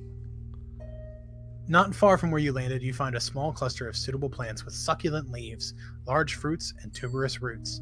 You begin to cut down the plants and make them into a pile, which may be beamed up to the ship. Suddenly, you feel something restraining your leg and look down to see a vine wrapped around your calf. Its grip tightens. As you wrestle with the vine, the leaves of another plant bend over your head and clamp themselves onto your body. You struggle, but it seems the plants are alive and are attempting to defend themselves against you. Oh, shit. There we go. Draw your phaser and cut yourself free, or try to untangle yourself without further harming the plants. Alright. Adjusting the heat setting on your phaser, you fire a beam along the ground, making a circle around yourself. To your relief, the pressure on your leg eases, and you are now able to rip the vines from you. However, the drain on your phaser's energy has been severe, and you will not be able to use it until you have recharged it at the ship. Beam up or search for animals? I think we need to beam up. We need to get the hell out of here. I mean, but animals sound tasty. Alright. No. Back in the transmitter unit, the crew are taking your food off to the lab for analysis. You return to the bridge and prepare to leave orbit.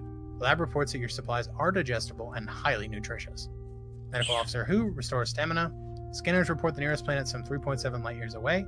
You set a course and enter warp speed. Medium-sized blue-green planet. Take up orbit position.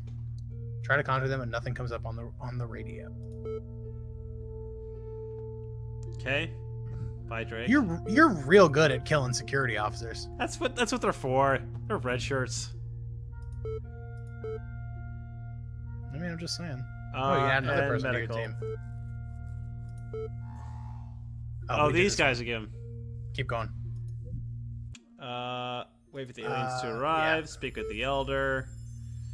That's Ask my about the plan. knowledge of astronomy. Their knowledge of astronomy was virtually unknown, is what it said. Yep. Red planet. Oh, small gray planet. No, we It's a done small this. gray planet with the stanky, Yeah. the stanky stank. Okay, we passed on this before. We did. Commander Dom from Darville. Okay. Science. Okay. Okay. You set transmitter coordinates for Navy headquarters as instructed by Commander Dom. Your party dematerializes in the ship and rematerializes again on the planet.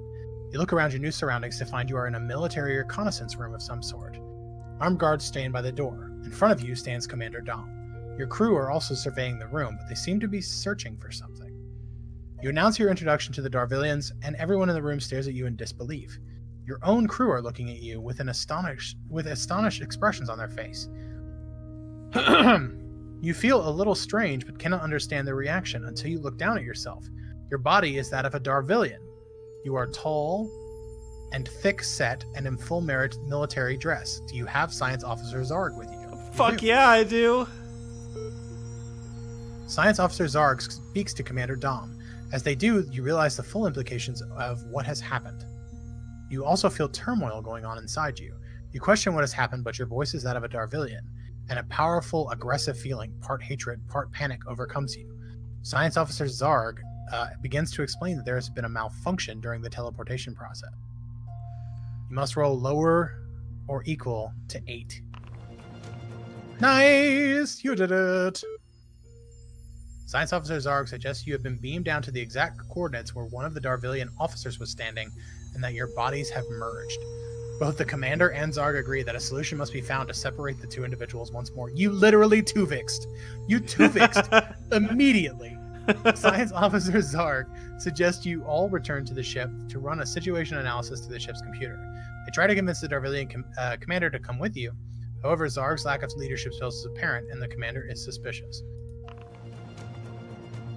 Yep, did it. Your senior officer flicks their communicator and instructs the traveler to beam the crew members, Commander Dom, and you back to aboard the ship. On the ship, Science Officer Zarg runs an analysis of the situation through the ship's computer.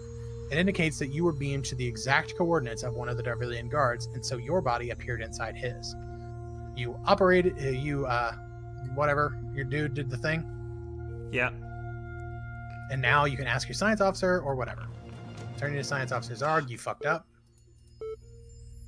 Zarg has no suggestions. Consult the ship's computer. Oh, let me do computer voice. Okay. The computer suggests you have Engineering Officer Lovelace rig up a genetic filter for the transmatter machine.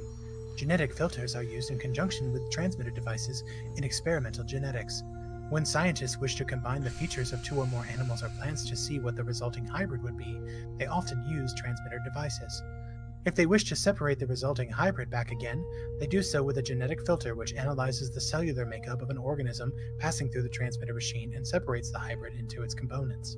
However, genetic filters are at an experimental stage only. Often the results have been unexpected. Oh boy. You decide the best course of action would be to construct a genetic filter to manually separate the Darvilian's body from your own. You discuss the complexity with Engineering Officer Lovelace, and they express confidence that they can build such a machine. Dope! Engineering Officer Lovelace sets to work. They will take their department. Oh god. They'll take their department sometime to rig up a genetic filter. 2 hours later, they bleep you to tell you the device is ready for testing. You make your way to their lab to try it out. Inside the lab stands an M-shaped machine positioned over 3 mattresses. You lie down on the middle mattress and the filter is turned on. Above you, a red light glows and a dull humming noise increases in pitch. Now, listen, statistically, you are most lucky. I mean, you have to roll less than 10. 10 or less. On 2 dice. Yes, there's So only it's 10, 11, 2 12. combinations that screw me. You have a 25% chance of literally being torn asunder. So there you go. You did it.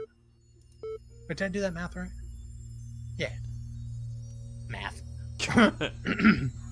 As the red light becomes brighter and the humming pitch increases, you begin to feel warm. Suddenly, Engineering Officer Lovelace screams in horror. Who has been watching the indicators on the device's control panel, hits a red button. They apologize, explaining the screening element seems to have overheated, and they cannot risk sending you through the filter. They will return to their lab to work on another screen. Wait for your engineering officer to complete their work. They just fucked you. You have to do it again. You have to do something different. That's hilarious. Come on. Oh, God. Nope. Damn it. Science officer has no idea. Oh, boy. The Darvilian commander uses a device on his wrist to contact his headquarters. Over several minutes, he speaks to various members of his personnel. Finally, one of them evidently has a good idea. The commander turns to you. Since your 2 bodies were combined by a transmitter beam, he reasons, it seems logical that you should be separated in the same way, Captain Pigs and Blanket. His idea is to focus 2 transmitter beams on your coordinates, one being the Traveler and the other from his own headquarters, at exactly the same time. This should separate your 2 selves, hopefully, into their 2 original identities. You could always ask the science officer again. Just keep rolling it. Hey! There we go. Science Officer Zarg suggests that since you have your mind inside a Darvilian's body, there must be somewhere a Darvilian mind inside your body. Perhaps if you repeat the journey through the transmitter unit to the same place, you will discover the whereabouts of this other. So, do you want to beam it apart and risk the ultimate murder death, or do you want to just go back and try it again? You step into the transmitter unit and are beamed down to Darville. You arrive in the same state. The experiment has not worked. You beamed yourself up. All right. We have no choice. Wait. I mean, it worked. At the commander's instruction, you beam down to the planet's surface. Using communicators, you, your ship, and the Darvilians focus your transmatters and synchronize timings. Logging into computers, you set the time for simultaneous beamings. At the set time, both transmatter beams focus on you and your body dematerializes. Moments later, you appear in the Traveler's transmitter unit in your own body. The experiment has been a success. You contact the commander, who reports that his own officer has likewise reappeared in his transmitter unit. You congratulate each other, then you decide to continue your journey. That was a lot of rolling to come out dead level. Yeah, to come out with literally nothing. Did we do the alternative destination last time? Wow, look at the freaking turn that we took. Yeah. That's a wicked change. Gleba. Kleba. I can't remember if we went to the... I don't remember if we went to the gray planet or if we went to the alternative destination. Oh, we did this one. Have we encountered the Imperial Ganzig Confederation before? You head out into space with scanners probing ahead of you. A small, fast-moving dot comes within range. As you approach it, you identify it as another ship. You send an all-out frequency message, and soon, an alien face appears on your screen. The face is brown, scaly, and somewhat reptilian, and introduces itself as Commander Mkmal of the Imperial Ganzig Confederation. We haven't encountered them before. You relate your exchange with Commander McTell. The alien is suspicious and orders you accompany him to the nearest starbase. You follow the Ganzigites for several hours until a small round object is picked up by your scanners. Ahead of you is a large wheel-shaped structure rotating slowly. The Ganzigites announce their arrival. Monitoring their conversation, you learn this is the spaceport Lord Jamil. McMahon once again contacts you and gives you docking instructions. You dock the traveler and wait while he checks your story. Sometime later, you see the Ganzigite ship leave dock. Presumably, you have either been cleared, forgotten about, or ignored. You decide to leave the ship. We did this one before. Yep. No, you did that. Don't do that. Don't do that one. You already did that one. Authority? We just lost two shields. That's all we lost last time. Authority. Yeah, there we go. The service robot leads you to a waiting room. After several minutes, you are shown into a plush office with polished metal walls. Behind a desk standing before a large window looking out into space sits a large creature. It has a large head and torso and is shaped like an old-fashioned egg timer. The alien introduces himself as Dausai, and asks how he may help you. He is apparently the controller of the spaceport. You explain your position and ask whether he may help you find your way back to your own universe. He asks you to wait while he contacts his mapping section. Sitting bolt upright in a state of meditation, he appears to be contacting somebody by telepathy. You wait patiently. Suddenly, he snaps out of his trance. Cannot guarantee that this information will help you, he says. Oh, I haven't even done a voice. But my mapping officer has done some studies on gateways between Is he universes. Indian? It seems likely that the two universes will touch in the near future. Stardate 77 to be precise, although there is no way of telling whether this is likely to be your own universe. You will be able to transfer only to a black hole, but he cannot be certain which one. You thank him for his information, and he says, "Thank you, come again." That's time and place, I think. That we have time and place. Well, we have a place. We don't know whether or not we have the... Well, we have time and we have a place. Yes. Space warp appear in Sector 288 may occur on... That's time and place. Well, we have a time and a place. We don't know if those are right. Because we had a different place last time. Yes, but it was wrong.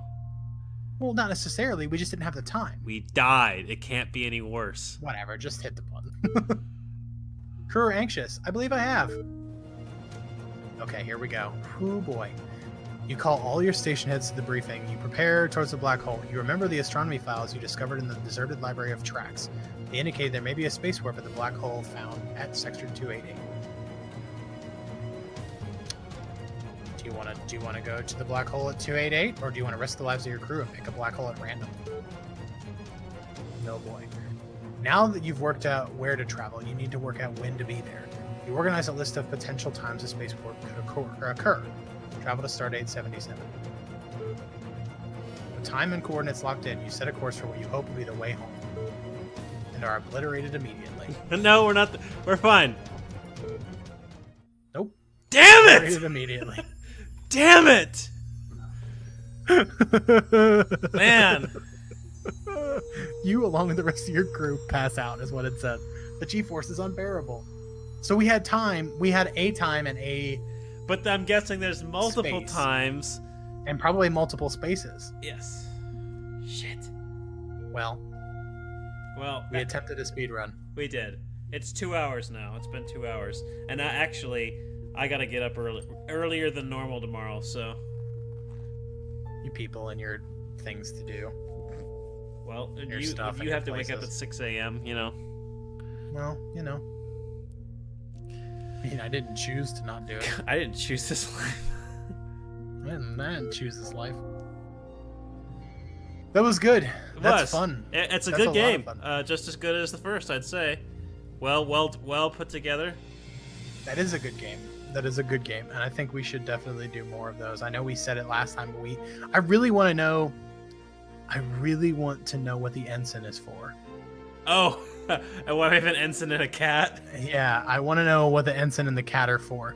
So I want to figure out what branch that's down. We might have to play that one off screen or something and figure out what happened. Okay.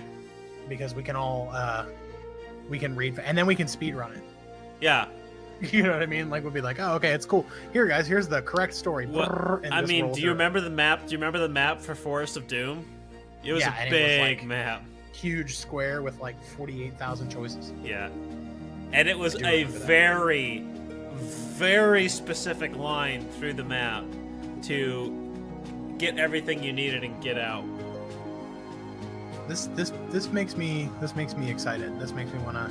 And unlike the Forest of Doom, there's no reset to the start of the sector. Nope, there sure isn't. There's you go in a black hole and then you are either dead or not dead. And in our case, it is dead. Super dead. both times dead. Both times super dead. So, well, that was fun. It was. It was fun. We need to do that again. I agree. And multi-streams, we can make other multi-things happen. This worked well, I think. I don't know how the WebEx held up from your end, but it worked pretty well from this end. It did all right. It's a little, the game itself is a little laggy, but that I think is to be expected. And since it's text, trying to transmit full lag. Since it's text too, I think it's bearable. Yeah. I think if we were playing something like if we were trying to play, Grand Theft Auto or something, sharing a screen, that wouldn't work. You know what I mean? But yeah, something like this, or even like a smaller, like a Subnautica type situation or something like that, probably wouldn't. Yeah. Terrible, so you could see. Yeah. All right. Well, awesome. I think most everyone else has bailed or gone to bed. So I think everyone went to bed. Well, hopefully they'll all watch it later. Yeah. I mean, I'll download it. That was sure. Fun. So speedrun. This will be right next to. We'll start a fighting fantasy playlist on my YouTube channel. This will be right next to Forest of Doom. So. Yes. Yeah, we need to do more of these. I firmly believe we should do more of the fighting fantasy because these things are freaking awesome. And I maintain we need to do the sorcery ones because they are excellent. Also by Steve Jackson. So. Oh, okay. Yeah, I like Steve Jackson.